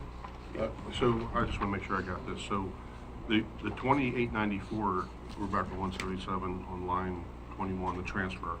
That's just making up for the line 6. Yes. So have we reduced the contribution to the unemployment reserve by the remainder of that, or is that what we're No, the unemployment reserve is getting 0.75% from everybody still. The other 0.75 that was going into here only is coming in as a transfer from the general fund for that part and nothing else from anybody else. Right, so has that part been reduced by the remainder, or did we make that up some other way? I can't remember. No, I did not. I So it's mean, just less going the to- rest of the funds, the lines 7 through 18, they're not contributing anything to this fund. Right, so then in fact, so this fund will be diminished, or the contribution of this fund will be diminished. Is diminished by by the that, remainder, right. by the remainder. But as you can see in the year before, what was coming from the general fund in this year's budget is $150,000 contribution. When I cut 5%, the only line in other requirements to cut was this one, so that one got the full 5% cut. So it's kind of moving it from that direct transfer from the general fund other requirements to the transfer in down. It's an IGS up there above, and it's a direct transfer down below. They're both coming from the general fund, the 117,374 and the 2894. So I think that the point was this is supposed to be trying to keep up with the deferred maintenance on our buildings, and they're just trying to get more funds in here to take care of the projects that are pending. So on page 178 is the admin fees, lines 9 through 14. And then the difference of what we weren't collecting from those other funds is on line 23. So that was just, since we weren't getting it from the other funds, it reduced line 23.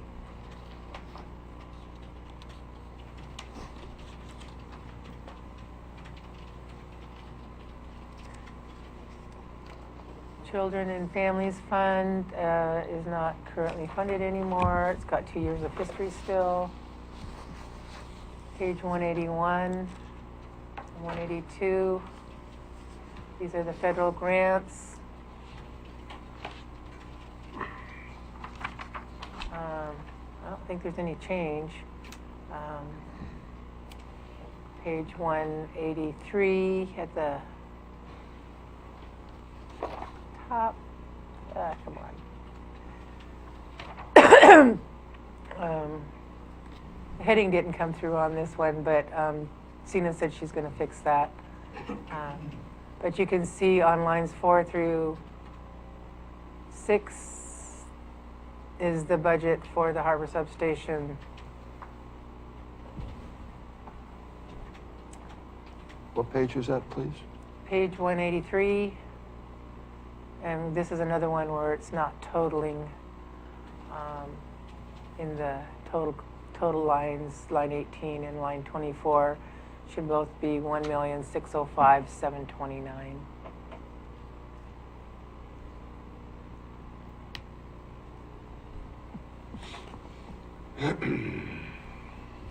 Page 185 are the state grants, no change.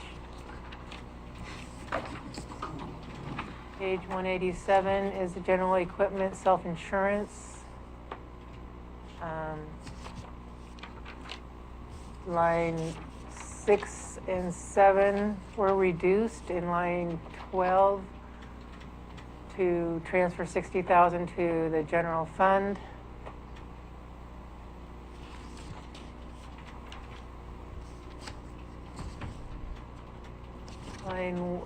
Page 189, the road equipment self-insurance, no change.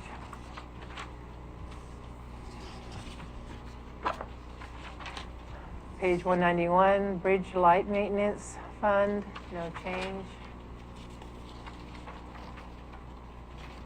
Page 193, unemployment reserve fund.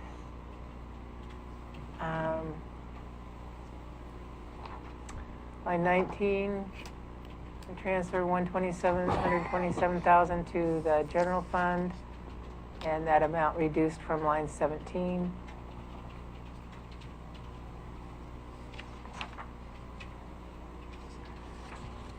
Page 195, PERS reserve fund, no change. Page 197, county school fund, no change. Page 199, Title III,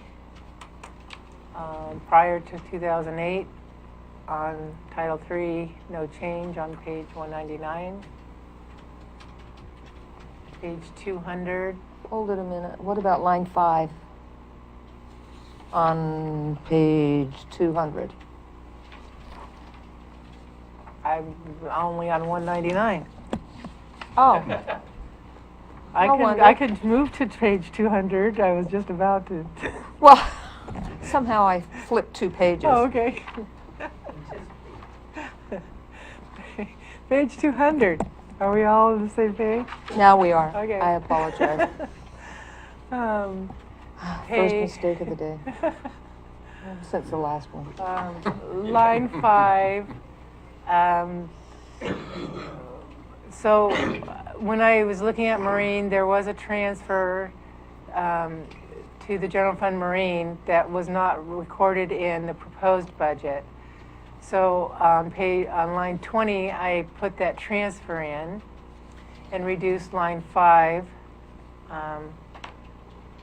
for that transfer. And then line 23, the towers, to balance it, was a different amount than the proposed, which also adjusted line 5.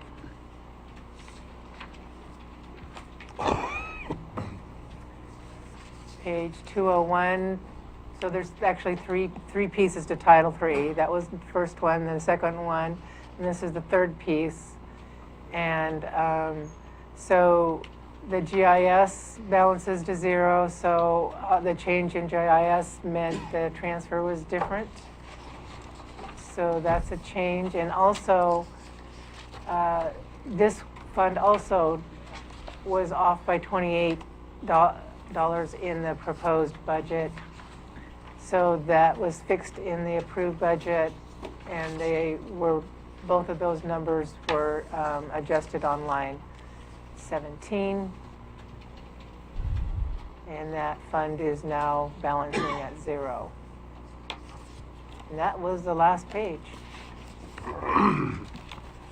All right, are there any other comments you have on changes? Any way we can understand know, the process now? I think that we went over everything pretty thoroughly on Friday of the changes that I was going to make, and bringing you this to show you where all those changes are. I do have a couple of handouts I'm going to give you.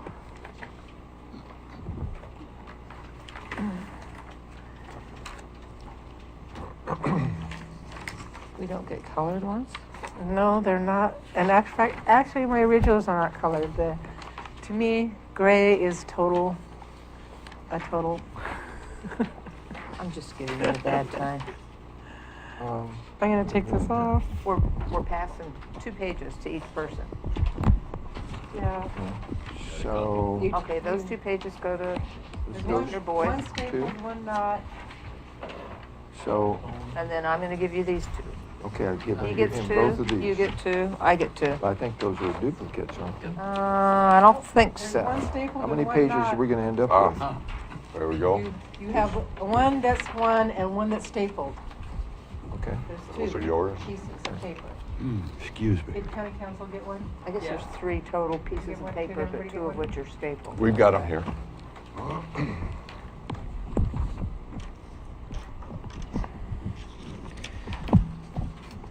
Okay, so what we're going to look at here is, and actually I can bring it up on the screen.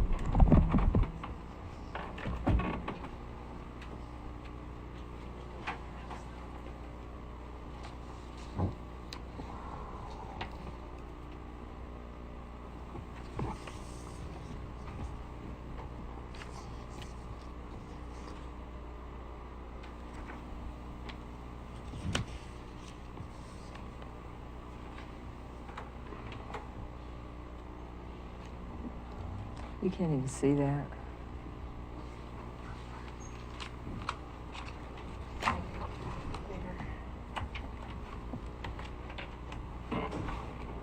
I was going to do it with my hands.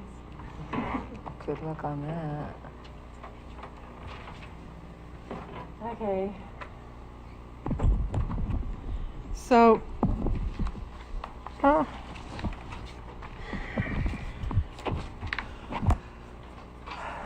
so the first 2 columns,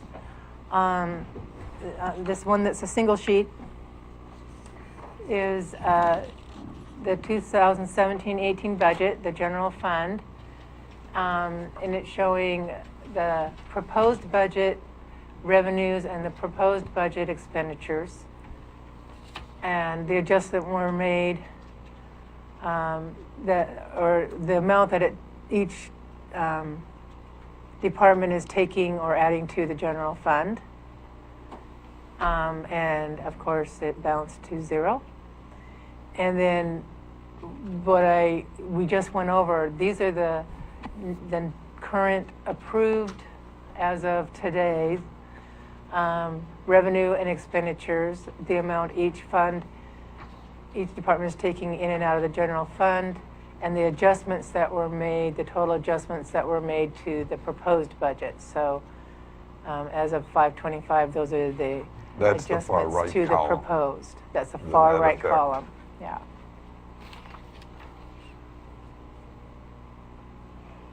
So the other handout is a I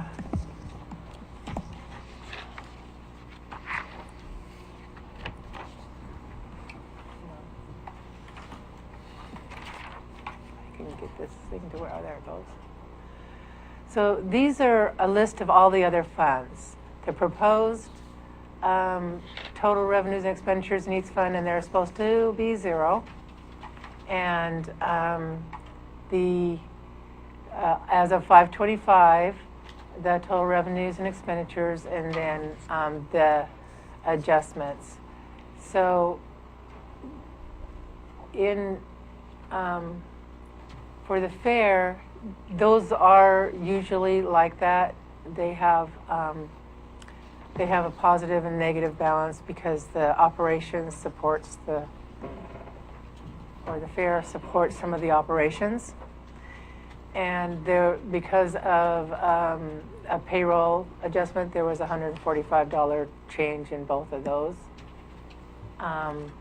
The planning department has an adjustment because it was moved to the general fund, and that 1204 change was made in so that there wasn't a balance in building of $12,204, so it's now zero. So the total change was the 12,204.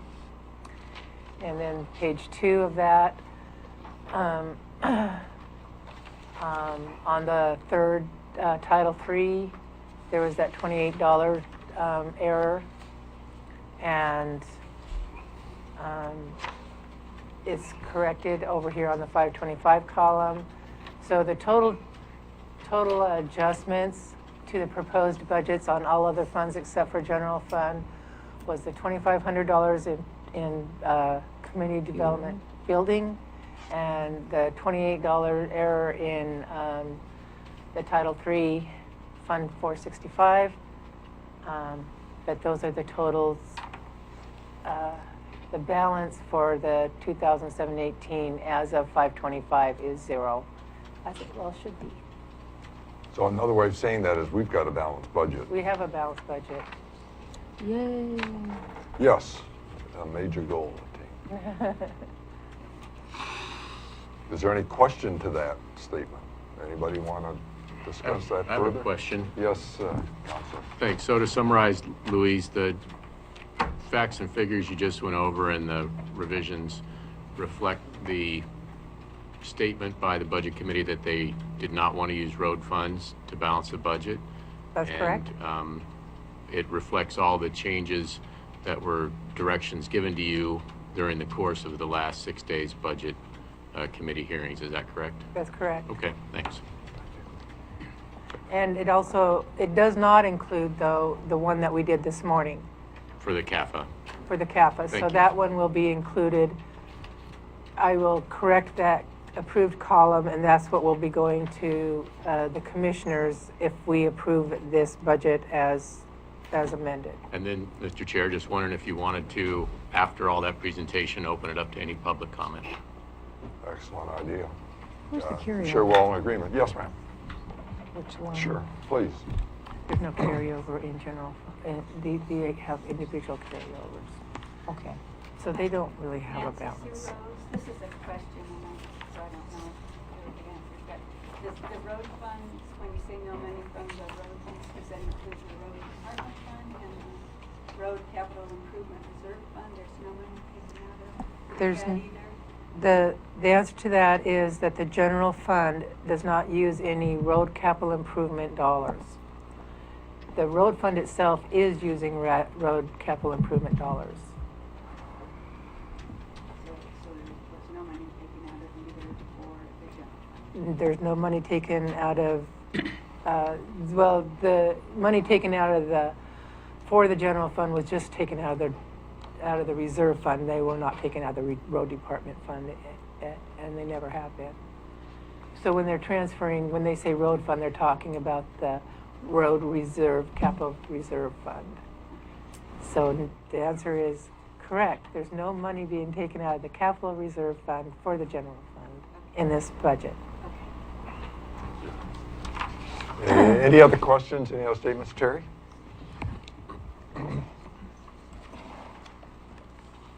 Terry Freer in the Sixth Beach. I'd like to commend everybody involved in both the pre-hearings and budget hearings and today. I've attended 3 out of the last 4 years of budget hearings. Didn't last year for obvious reasons, but this has been the most transparent and in-depth line-by-line issues that I can recall. And I commend everybody for their involvement. And I think the citizens should be pleased with the way this was conducted and transpired. Thank you. Thank you. Counselor? Is this public or? Yes, so this is just John Huddle. I am the county council as a public comment. I did come up earlier and make a public comment to the board on on a suggestion about furlough days. I would echo Terry Brayer's comments that as a citizen who owns property, pays taxes, lives in the county, I'd like to commend all of the citizen budget committee members and the board members for the thorough job you did, and also Louise Kallstrom, the budget officer. Just very impressed with the work everyone did. I think you listened to the staff, you listened to the citizens, and you listened to each other.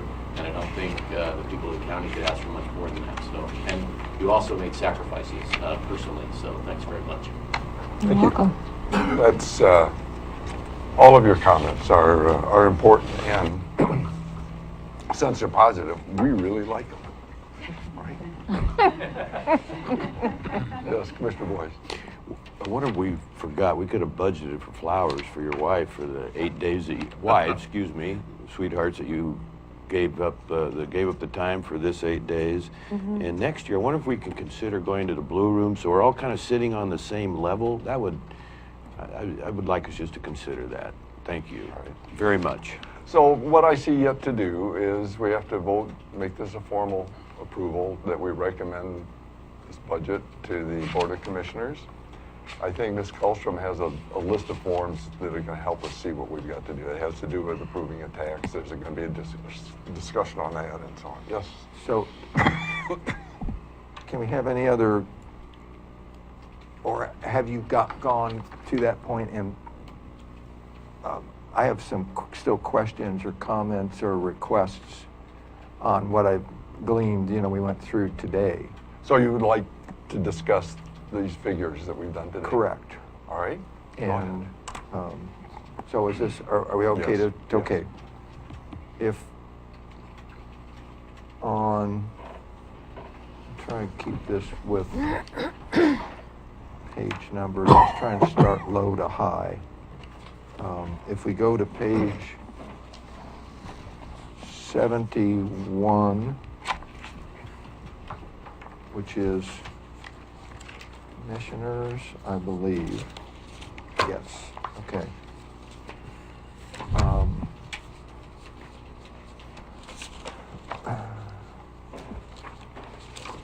Are you sure 71? I'm sorry, 71 says commissioners, so, or it says, would be 73. Okay. 71 to 73, but the actual numbers are on 73. Okay. And I had originally, we had talked about line items 2, 8, 9, and 11, I guess. Mhm. Yeah, 2, 8, 9, and 11. And originally, as I'd mentioned too in our conversation, I didn't recall cutting those further. Well, that's the When the budget officer had, this was the only worksheet, as I recall, that I was privy to before the first day of the budget hearings on May 15th. Had to do with commissioners, to my recollection. Maybe the BOC office too. But on the commissioners, and I had cut those numbers approximately 50% from what they were. So I'm saying right now, I think the assigned vehicles was up $9,000 or $10,000. You could look in the column for adopted. Okay. And I was looking at actual figures when we discussed that. So anyway, I'm not sure, I don't recall specifically when we agreed. I'm not saying that we didn't, okay, but I'm just saying I don't recall in what day, perhaps last week, we had agreed to take the $4,500 and divide it somehow. But I think that realistically, the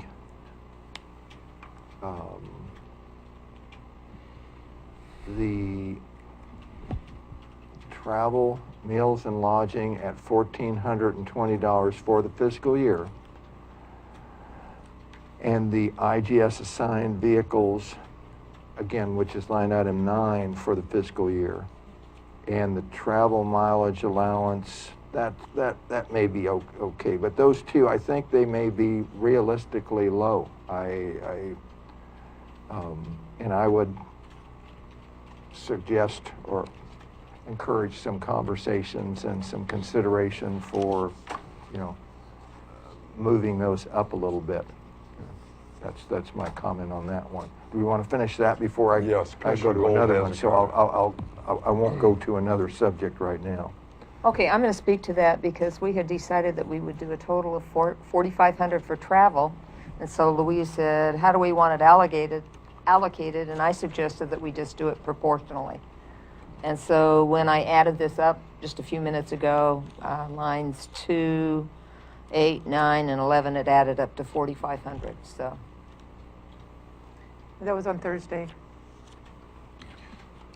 Last week. yeah, I don't know when, but We that's discussed commissioner's budget on Thursday last week.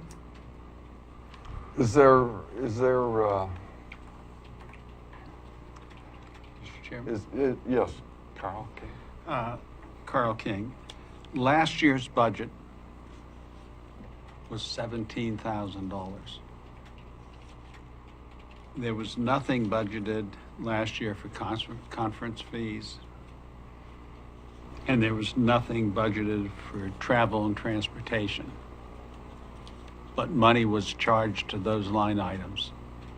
And that's why you face in the coming weeks a decision as to whether to adopt policies for the Board of Commissioners as to how to approve or disapprove travel expenses in advance instead of having them paid without any prior discussion. And so we started with 9,500. My memory is the same as Commissioner Gold's. We decided to reduce that to 4,500 and to allocate it pro rata. And I think that's an appropriate number. I think we need to tell the taxpayers that the Board of Commissioners are setting the example of how we have to conserve the taxpayers' money going forward, and that simply ought to, I'm not prepared to change. I'm certainly not prepared to increase that amount. Could I make one more comment? Yes. A lot of the meetings and so forth are available by phone or some sort of an electronic device, and I just think we need to use those more. I've done it several times already, and it can be effective, so. Any other comments? Commissioner Boyce? Well, that was the basis for my quick letter this morning, is that apparently Commissioner Huxley and I have the same recollection. I did not know it was that the assigned vehicle was included in that figure. And so you may recall, I visited with other commissioners, and they thought the 4,500 with an assigned vehicle, even if as a commissioner we pay for the fuel, for example, that was doable. That was the advice I had. And so Mr. King says he's not ready to increase that, but if I understood the direction this morning from County Council that the commissioner to decide if a vehicle would be available or not, and so I'm concerned that's dangerously low, and I agree with Commissioner Gold, and I've also participated on some by phone, but I don't know how to stress the importance of ONC, AOC. I did mention the Capitol, the legislature is, meets every other year on odd years, so it's going to come out of my reduced salary, and nobody took I'm going to be one of the highest or lowest paid, except for you two, full-time commissioners or full-time public employees in the elected officials, in the state. So I'm asking for a little bit of consideration so I can carry forward my responsibility, report back to the commissioners that I've done, and don't hamstring me. Don't hamstring the people here for our responsibility. Thank you, Mr. Chair. Again, my reason for bringing it up was I had a concern, and the beauty of this is I'm one of 6 votes. I'm only one of 6. So if it's considered, fine. If it's not, Yeah, I respect that point, just like, so. Let me make just a real wild thought here. Is there any way you can come up with a corresponding decrease so that we still have the same balanced budget that we just kind of agreed that we wanted, and it's a matter, it really amounts to an allocation? We can reduce Commissioner Boyce's pay a little bit more. Do I have is that a motion? Surely you would vote against that. Mrs. Karlstrom has a comment, and then Outside of the travel budget in the commissioners and the allocation from general liability insurance, and there's legal advertising and a copier that has a contract, there's nothing else to reduce in this budget. And the only way to balance it, if you add back to it, is to change the admin fees. I have a Or comment I could question. put in, I believe that because of I believe Commissioner Gold taking a less salary than Commissioner Brown, I believe there might be a carryover balance in this fund, and I could plug it into a assigned fund balance if I needed to balance. So, excuse me, Mr. Scaffold, and then Councilor Huddle. Oh, I don't know. I was just going to make a point. Yeah, this did come up. It was exactly how you remember it. I remember it the same way. 4-2. Well, we didn't all vote for it, but 4-2 said, yeah, reduce it to 4,500 and to be proportional. But so I guess it's one of the reasons I don't like making all those motions up front, because this happens at the end. But I just don't know what's changing here. What would be the number? What's the right number? Okay, can we just go on to Councilor Huddle and then come back to... thank you. Just a suggestion. So the budget process is, even after recommendation and approval by this body and adoption by the Board of Commissioners, there's still an ability to make adjustments to the budget by board action, as long as they don't exceed certain percentages, which I'm not anticipating this type of adjustment for travel to be. So, notwithstanding the concerns voiced by Commissioner Huxley and Commissioner Boyce and Committee Member Scaffo, there are processes available after this point in time to address these concerns if they actually come up. So I would hate to see the board get stuck on this as a stop sign, where I think there's a path forward, and let the work be done in the course of business over the next year. All right, thank you, Mr. Scaffold. There's a contingency line, right? Still. Not in this fund.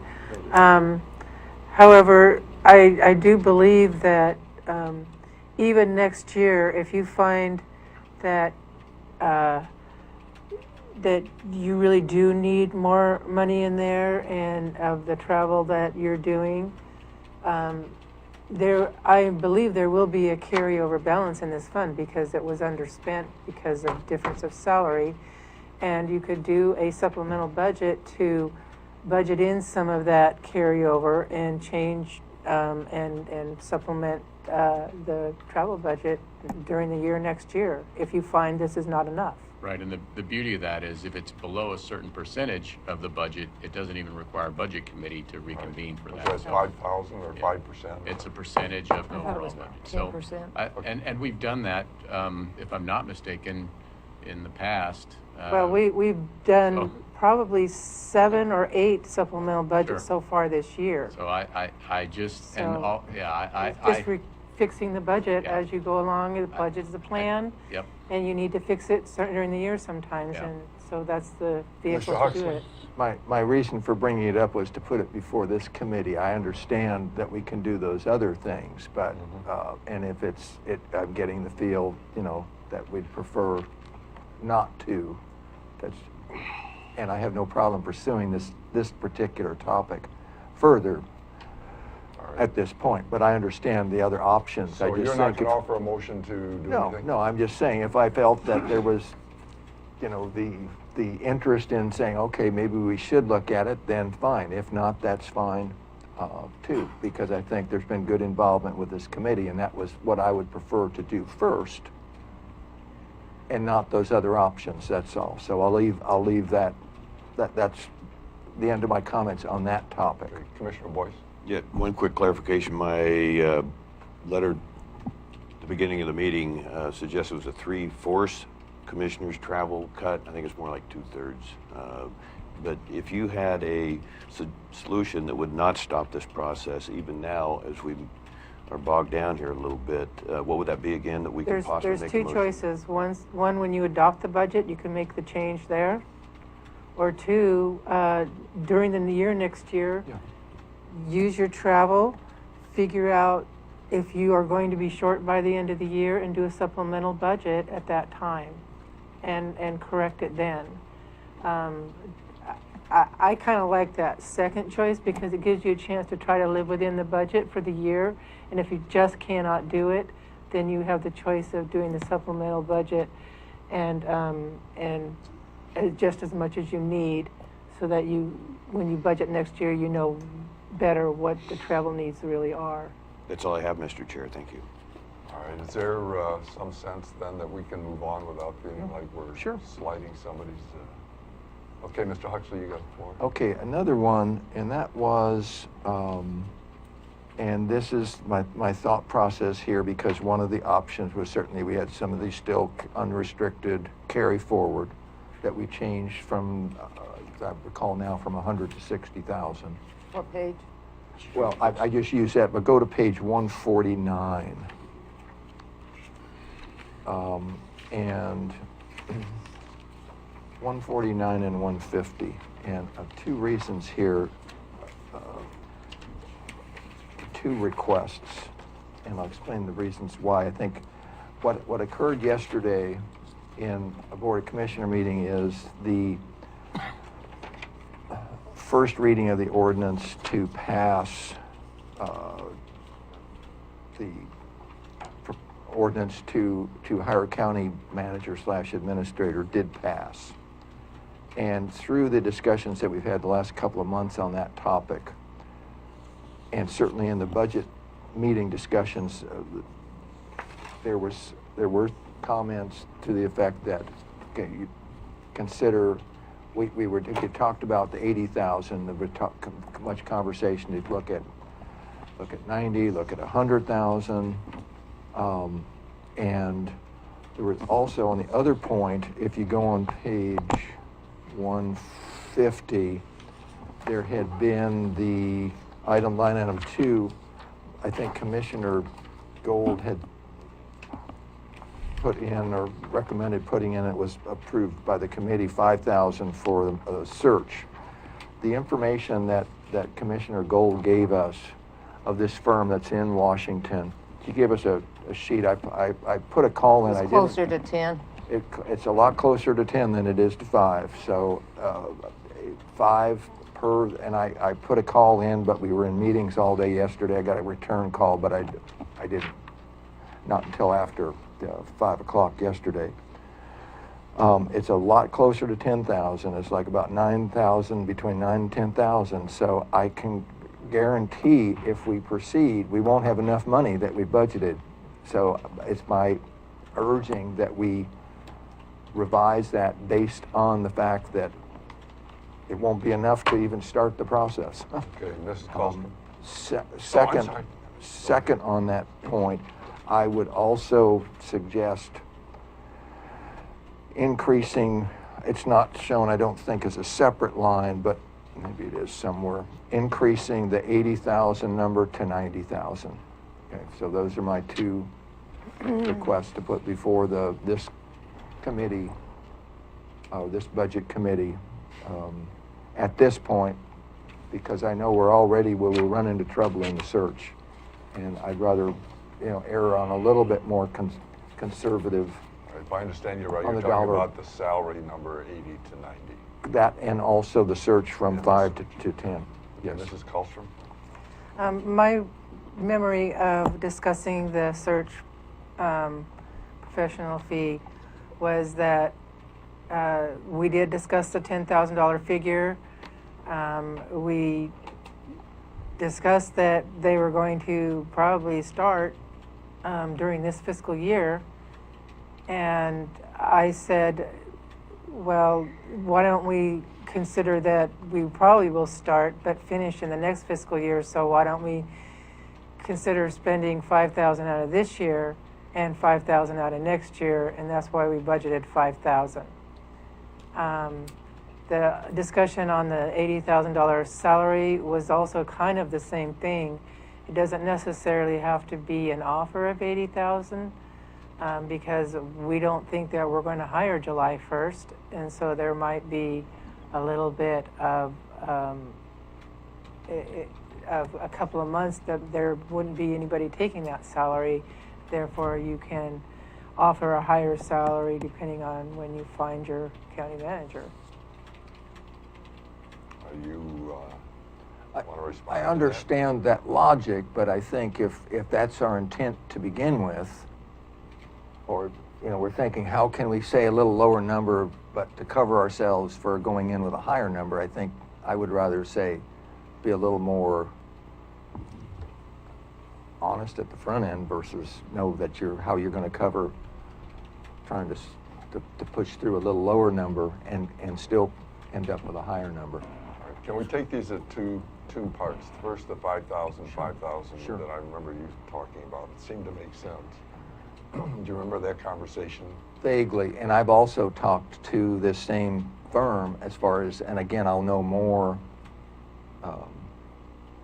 this week as far as the possibility on a whole separate topic, but subject of search, but using existing funds that we do have in the finance office, because we brought up yesterday as far as looking still for a finance officer, a separate same firm, but a separate topic, a separate amount of money.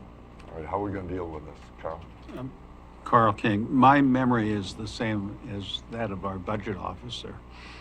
And there have been other places where we have, for example, the initial budget prepared by our budget officer included full salaries for all three commissioners because that could have been, but we chose not to adopt or recommend a budget with all that money in it. Instead looked at budgeting what was the reality of what the three commissioners had agreed that they would accept going forward.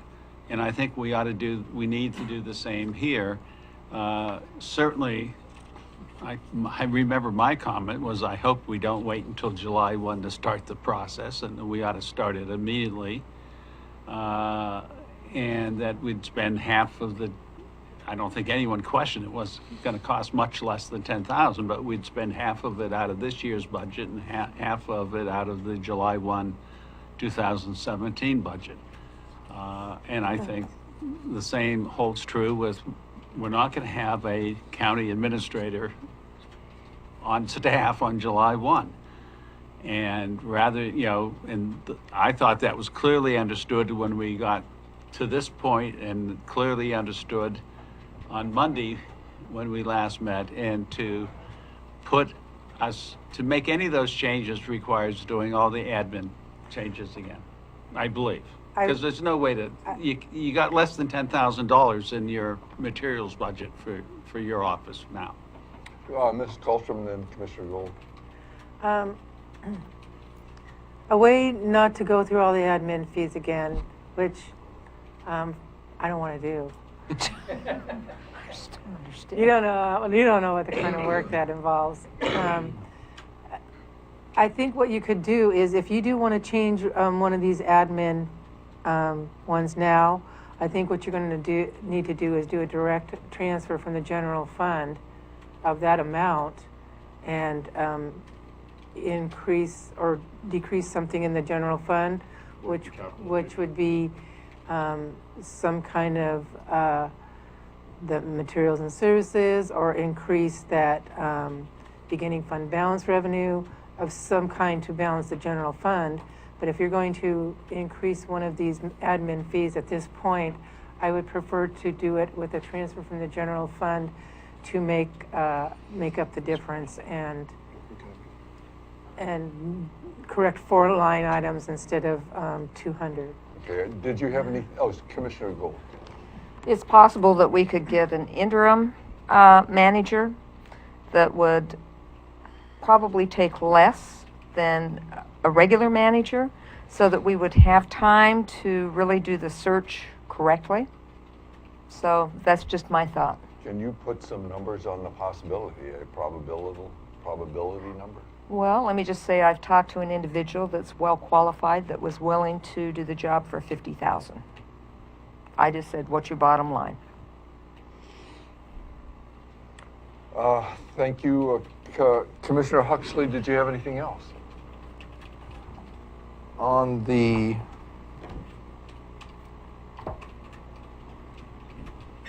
topic that has to do with the sheriff's office, or law enforcement, I should say.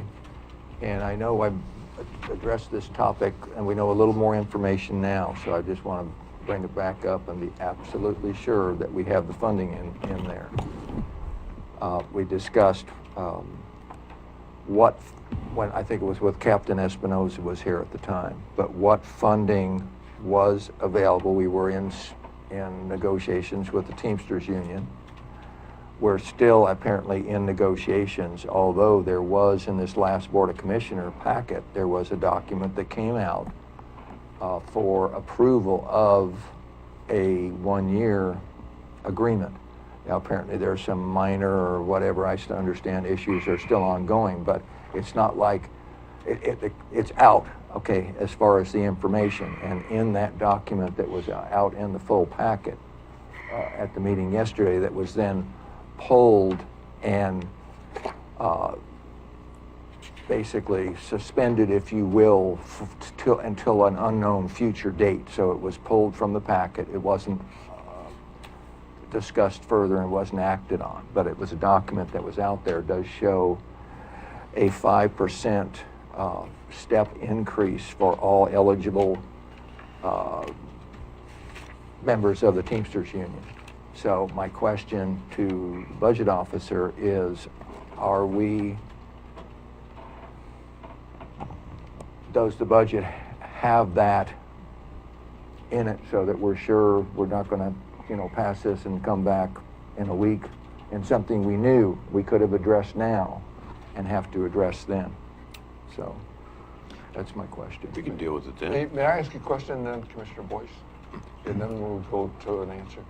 When we talk about a 5%, are we talking about a 5% on the original hiring base salary, or are we talking about a compounded number that? Well, no, that's as of their current salary. But at their anniversary date. Okay. But it's a 5% pay They step increase. up. When you step on a salary, you step up 5%. Councilor Huddle. Thanks, Mr. Chair. John Huddle, County Council.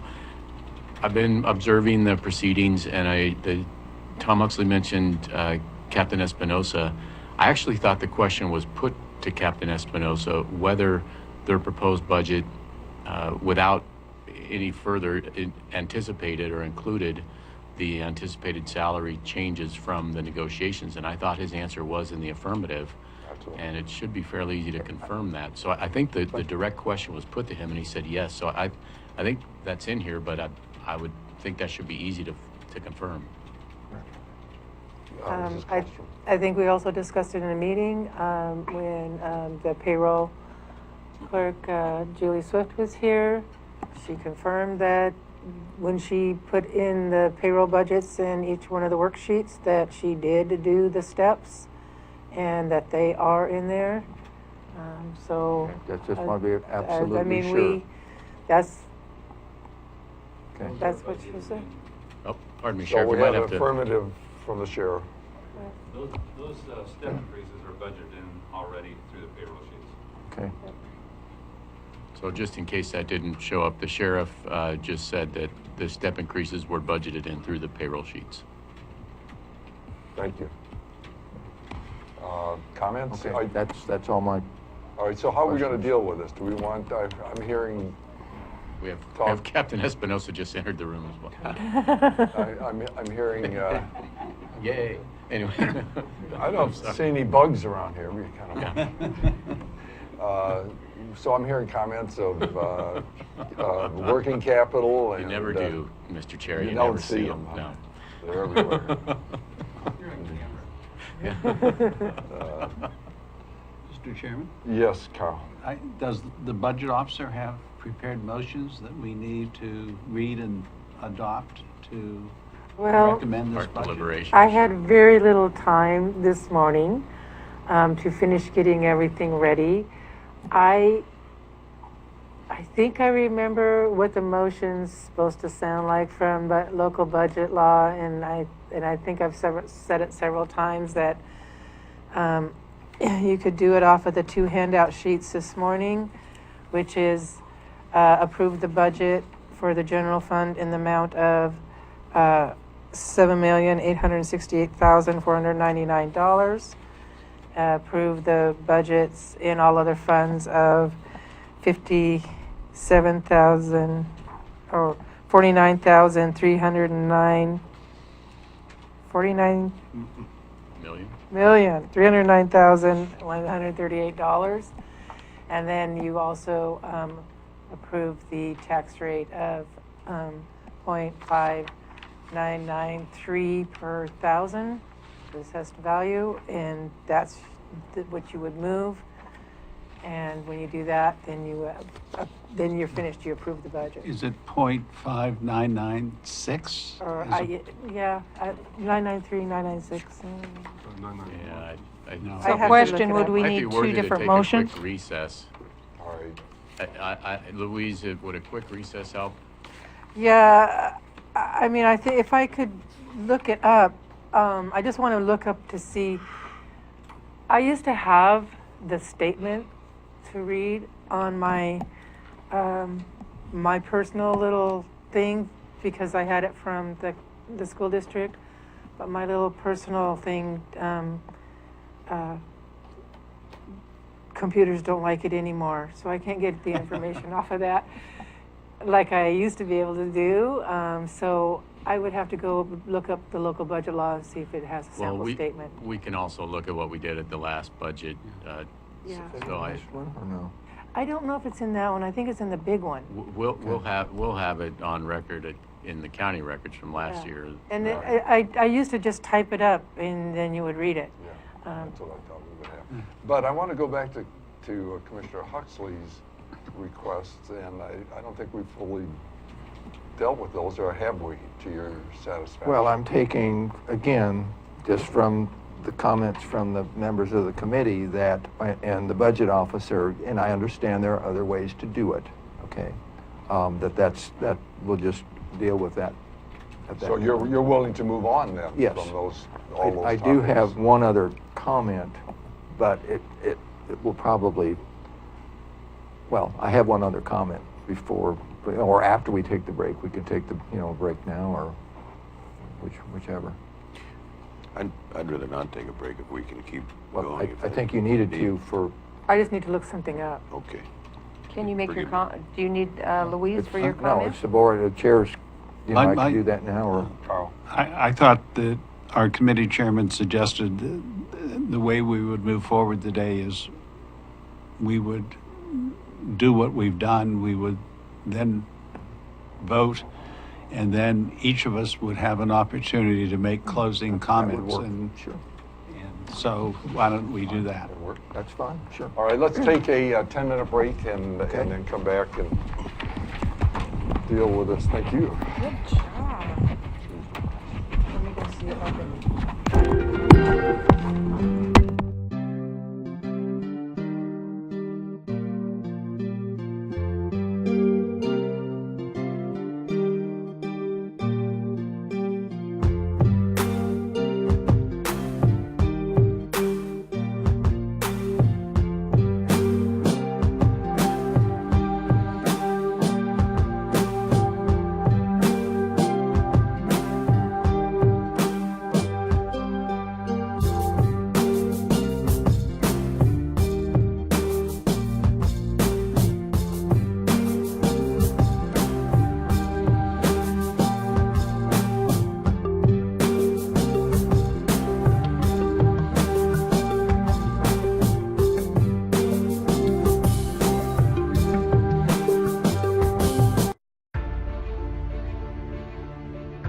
If yours is the next big idea, and you need the right place to fine-tune it, build it, launch it, if you're only your best when you can play more than you work, if inspiration comes from the outside, you belong in Curry County.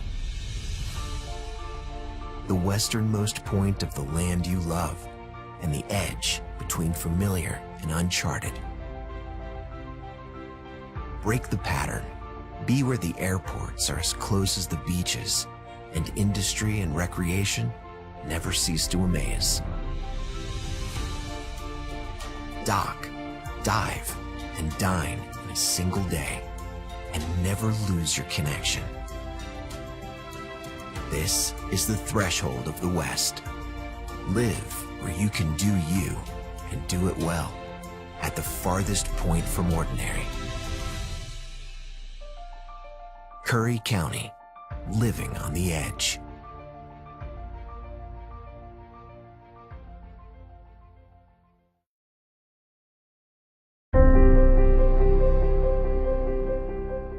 There's something about having land and sea. Never having to choose between digging in or looking out. Here, you can go where the spirit or the wind moves you. To the tops of the trees, along secluded beaches, or into more wild and scenic rivers than anywhere else in the western United States. We're the closest place to the sunset while still keeping your feet dry, and a destination where anyone can begin. We share more than we keep, so you can see more than you imagined. This is a place you have to touch, hold, and feel to believe. The entire shoreline of the West Coast's best coast is open to you, and playgrounds made of forests are waiting for you. Escape to Curry County and don't leave anything out.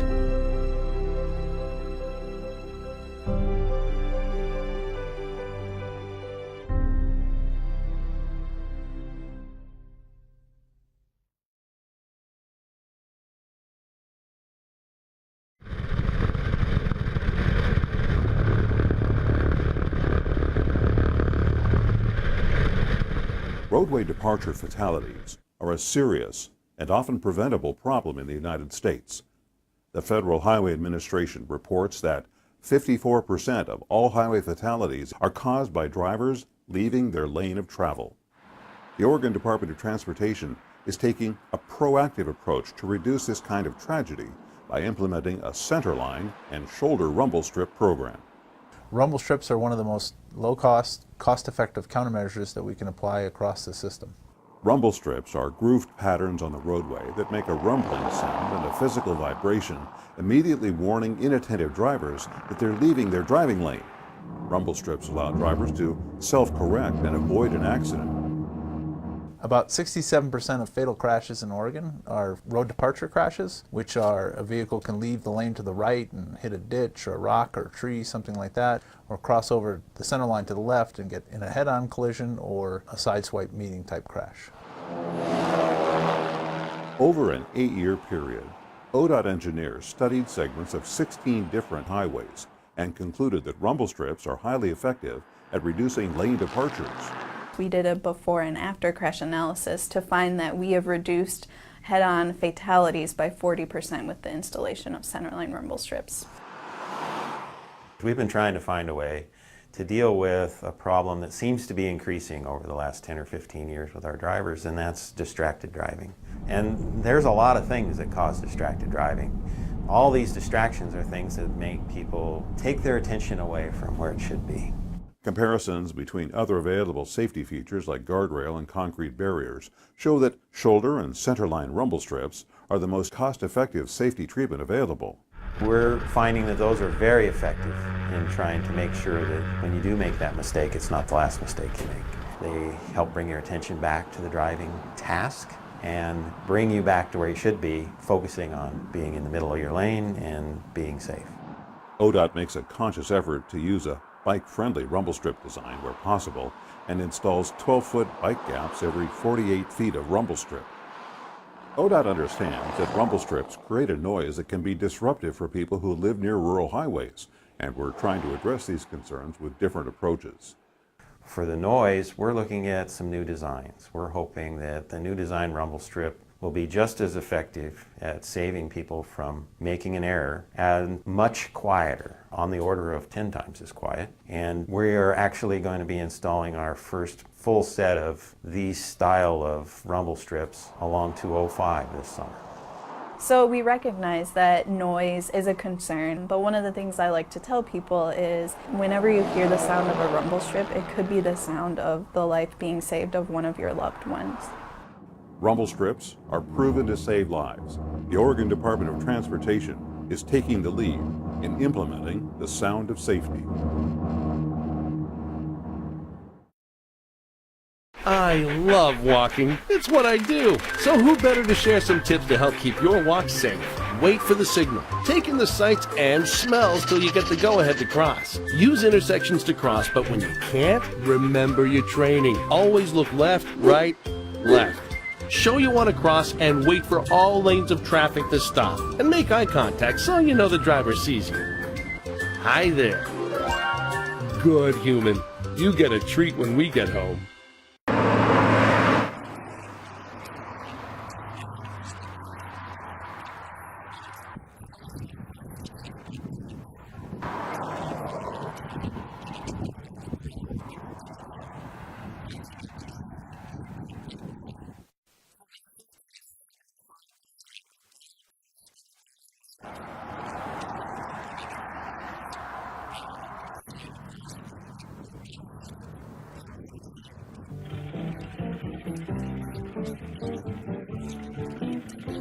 Sign that doesn't have a rider on it, so we take our first test, which is posted speed limit of 35 Bob miles Weeks per and hour. Harley Bills are seeing more than their share of curvy roads these days.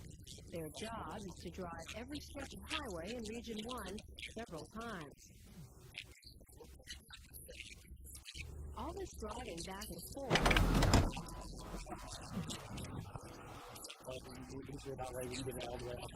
Sounds good. The old limits were set back in the 1930s and 40s and were changed very little until just recently. So now our limits are taking into account newer vehicles, a little bit more aggressive driving style, and so those limits are going up. And going up in a big way. This is Eric Leeming, a traffic devices engineer with ODOT. He's driving an ordinary car with some extraordinary tech on board, a GPS device that records data as he maneuvers every curve in the road.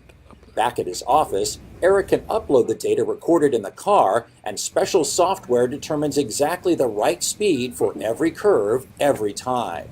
Most speeds will increase by 5 to 10 miles per hour, but in some special cases, it's much higher. The state has a deadline of 2019 from the Federal Highway Administration, but with 8,000 miles of roads to investigate and potentially thousands.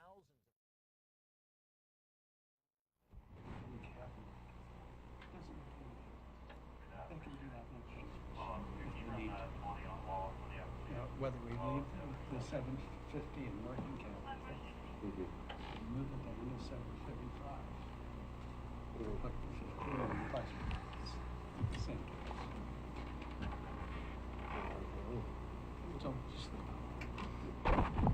to me, the toughest budget. And that's done already. As Lee said, you can, not even put money in general. Okay, we're back on after the break, so I'll turn it back to the chair, and it's Yeah, we're kind of waiting though, 11:47. So I would just caution, because we are back now on the air. There, okay. So no frivolous conversation. So we have a quorum, but let's, if it's okay, just sit and wait for the, unless somebody has something they want to say, wait for the guidance we're going to need for the wording. And it's strictly defined, that wording. what has to be included in it as to approving and appropriations and then the tax rate or tax dollar amount has to be approved.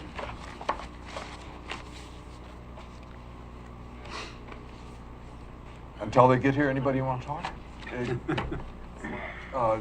There's no reason why we can't now do, if you want, the comments we would do at the end. Other I'd like than to we say don't something. have, John Jesuit here either typing on the minutes that he's been trying to keep up with what's been going on, so I'd say for that reason Probably wait. to wait. I know for sure you're gonna get Jimmy to pull this out.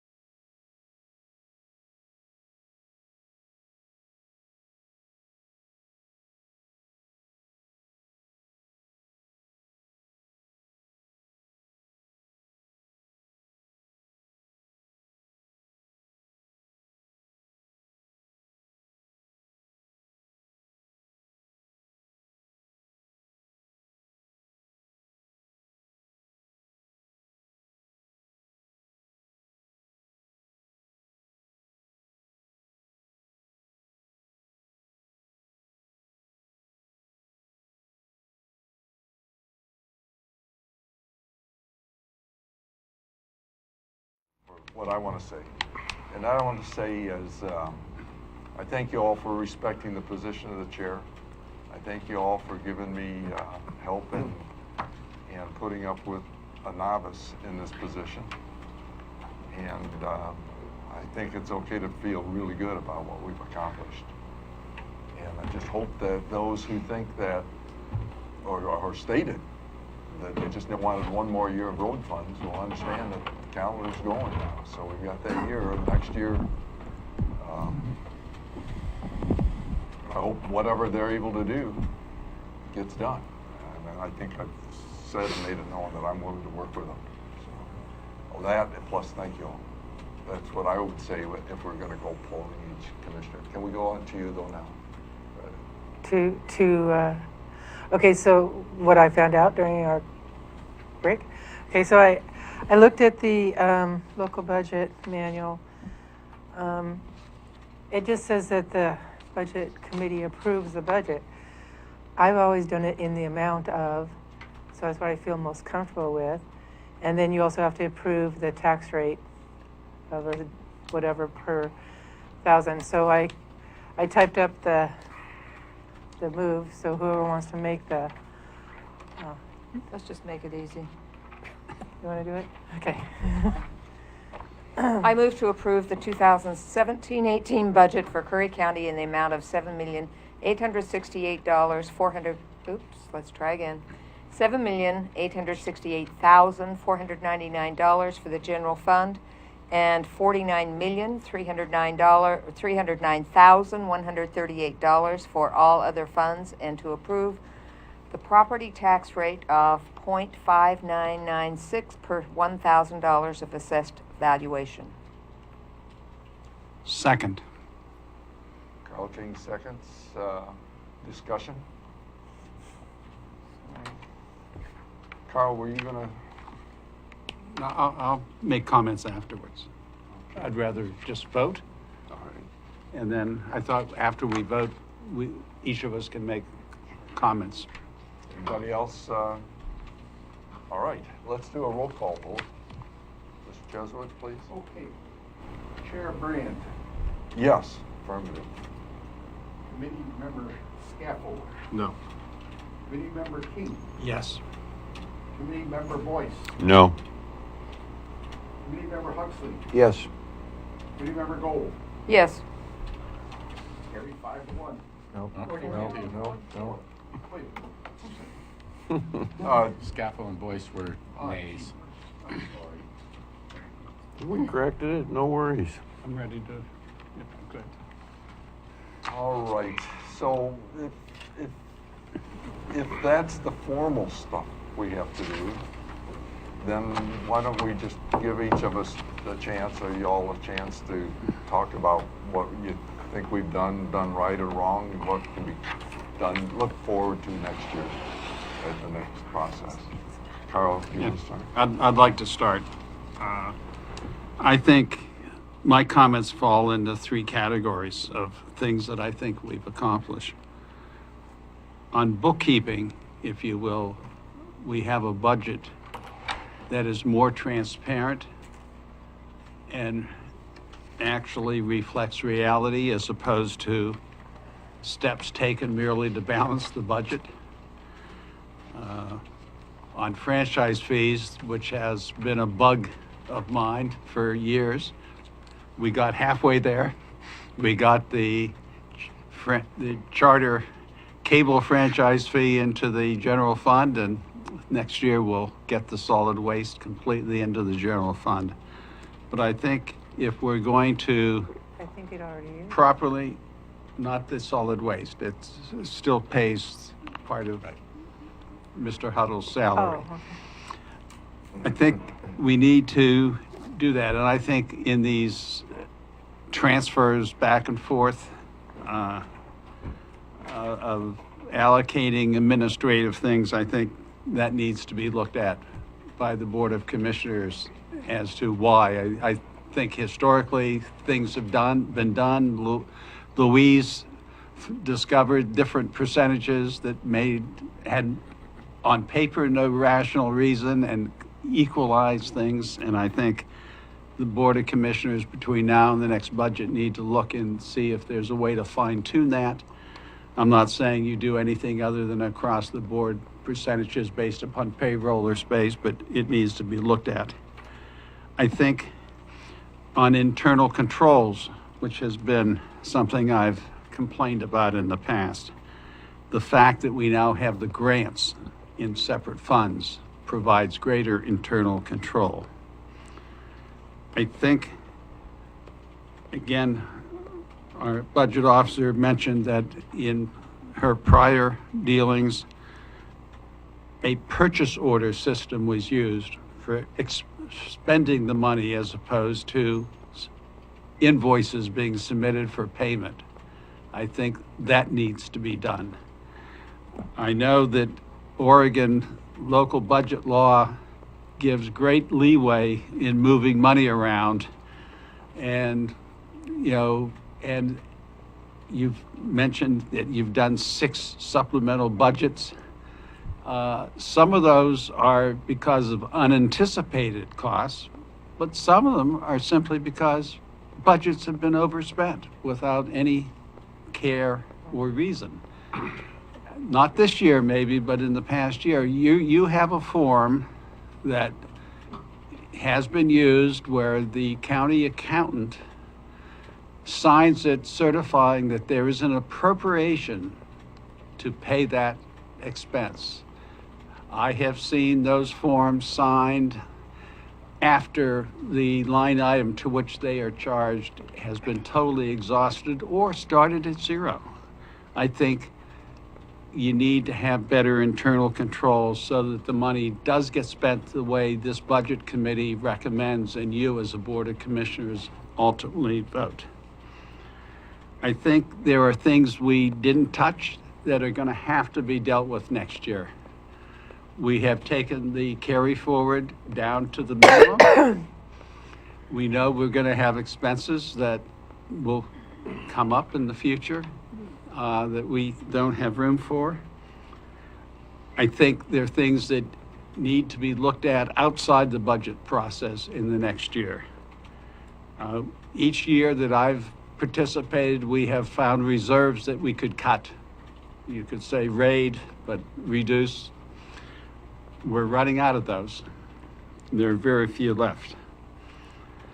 I think that takes leadership from the Board of Commissioners to do that. This year, we have continued dealing with the cost of assessing real estate as we have for a long, long time, knowing that we're not spending enough money, apparently, to do the job that needs to be done. We've had the assessor and others talk about trying to cause special districts to pay for the assessing costs. People have put legislation before in Salem and gone up and testified. I've talked to special districts who say, well, we'd be willing to share that, but no one's ever asked. And our assessor sat here and said, well, no one's come and offered. Well, somebody has to take the lead. And I look to this Board of Commissioners, and I know Commissioner Boyce has talked about somebody has to make that happen. Somebody has to go out and talk to those special districts that are willing to share the cost of assessing because they know there'll be payback year in and year out. Right. And make it happen. That bill has not had a vote. It's went through committee in April and it's sitting there, and I assume this late in May, it's probably not going to get a vote. I don't know and I don't care. We should be doing that here within the county by agreement. I think we need to look at rearranging the treasurer tax collector positions and maybe consider putting them back under the same office. Those were separated at a time due to a specific incident. We need to study those. I think that's a way of doing it. And that, again, is something the Board of Commissioners ought to do outside the budget process between now and next year. Same with days off, whether we need a furlough. I think that needs to be studied. But I think what the taxpayers have to understand is that we made it this year. We can't make it next year. That I understand there'll be a levy on the ballot next May to help fund law enforcement. And I will I will be sitting here next year, God willing. And I will not put back in the rest of the county all of the dollars that levy takes out of the general fund to fund the sheriff's office. We've made hard decisions, but they're the right decisions for the county going forward. And I intend next year to sit here and not move backwards and increase expenditures where we've found the means of cutting them.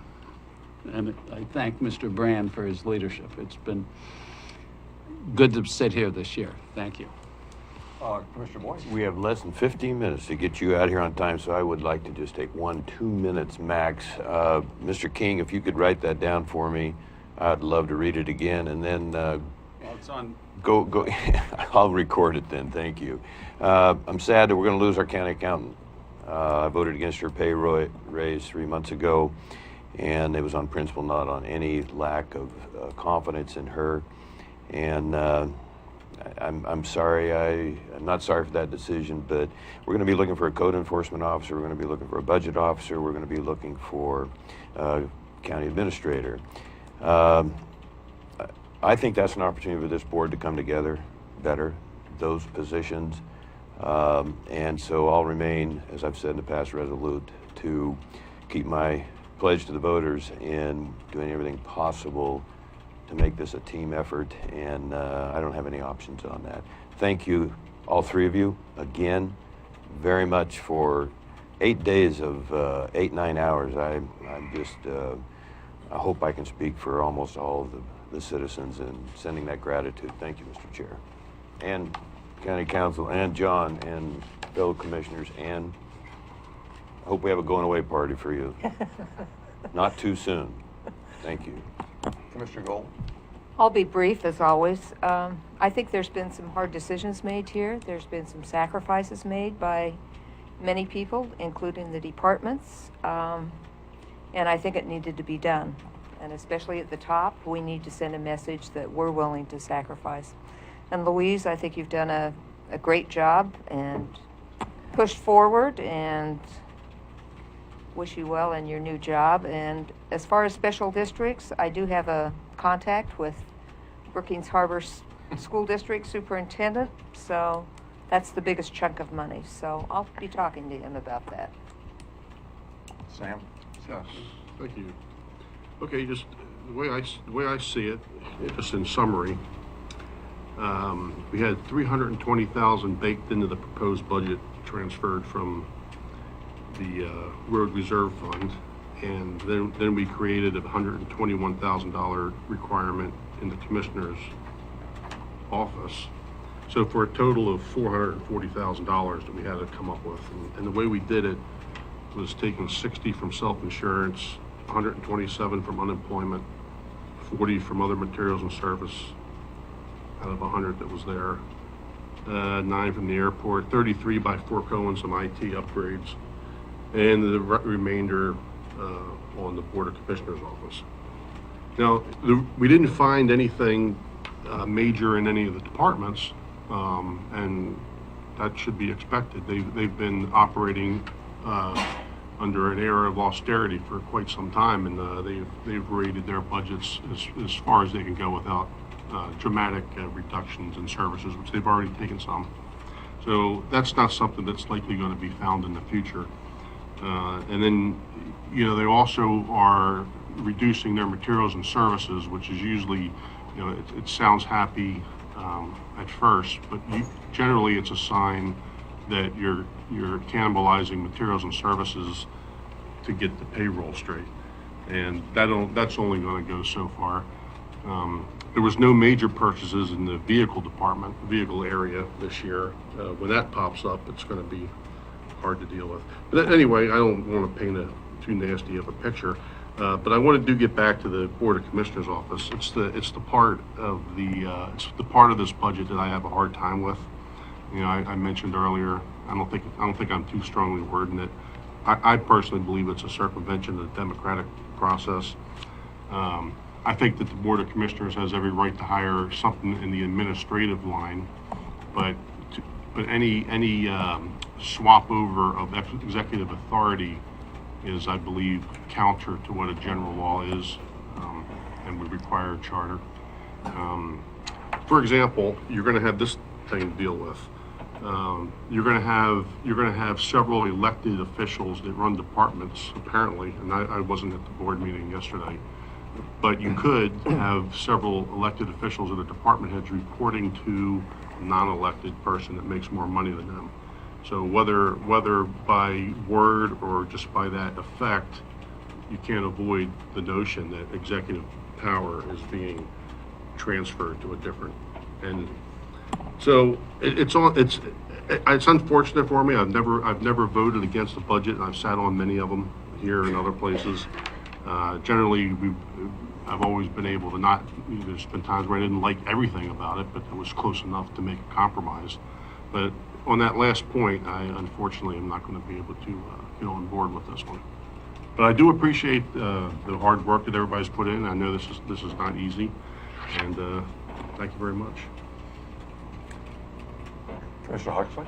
I thought we'd leave the last comments to the chair, but I think that to go over, I think it's been you've done a great job chairing this committee, and to my knowledge, this was, and I don't even remember, it may have been county council and just a general conversation, or it may have been, I don't remember, it's not that important, but that we got to the point where we were setting I think a precedent in that the budget committee would be chaired hopefully in future years also by members of the public versus I think what had typically been of commissioners. I think that worked well.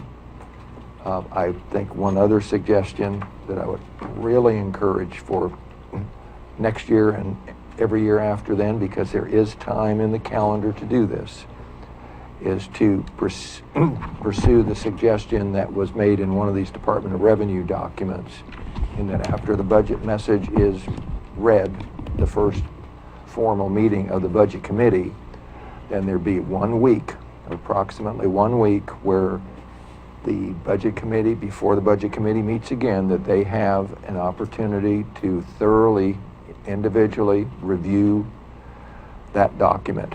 I think it would, this was good. I think it would make it that much better. But not to come in the same morning as the meeting, and here's the document. And this is the way it's been ever since I've seen it here.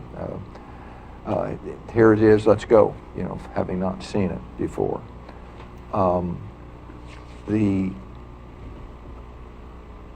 There had been certainly news articles, and we'd heard about all sorts of doom and gloom, 30% cuts according to certainly local newspapers, or in the south end of the county.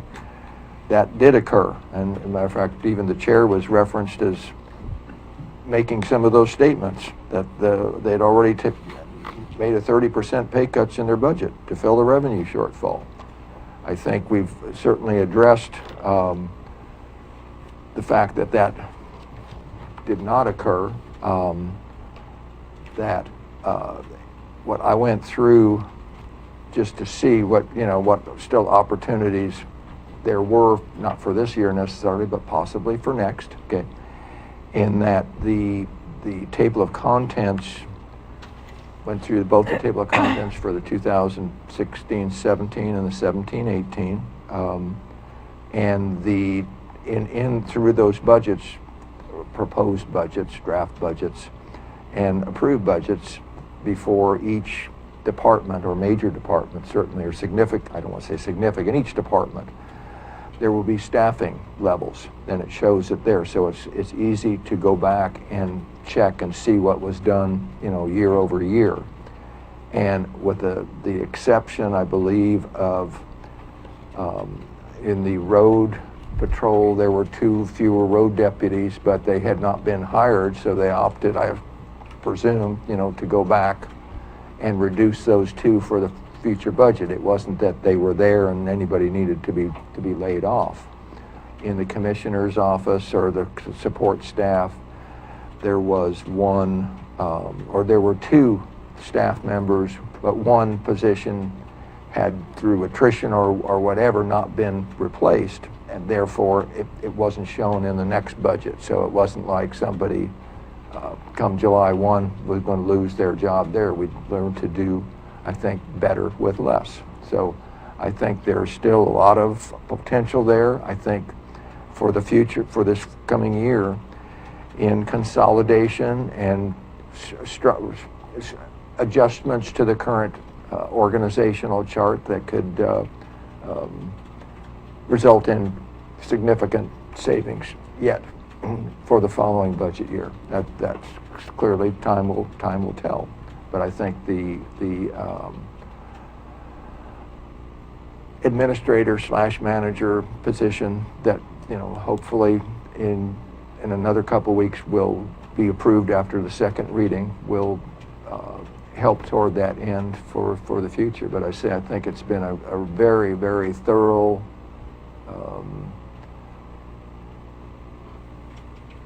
seven or 8 days, whatever it's been now. And I don't think anything's been unlooked, or stones not uncovered. I think it's been very, very well done. Thank you. Anybody else? Everybody had a chance? Cool. Thank you. I'm sorry? Oh. Did we do that in one fell swoop? Okay. Apparently so, and so that's it. Gotta find something to do here for a while. Thank you all. Thank you, Tom. So it's 12:12, is that correct? So the meeting is adjourned at 12:12. I will see. Well, I won't see you guys next year. That's my answer.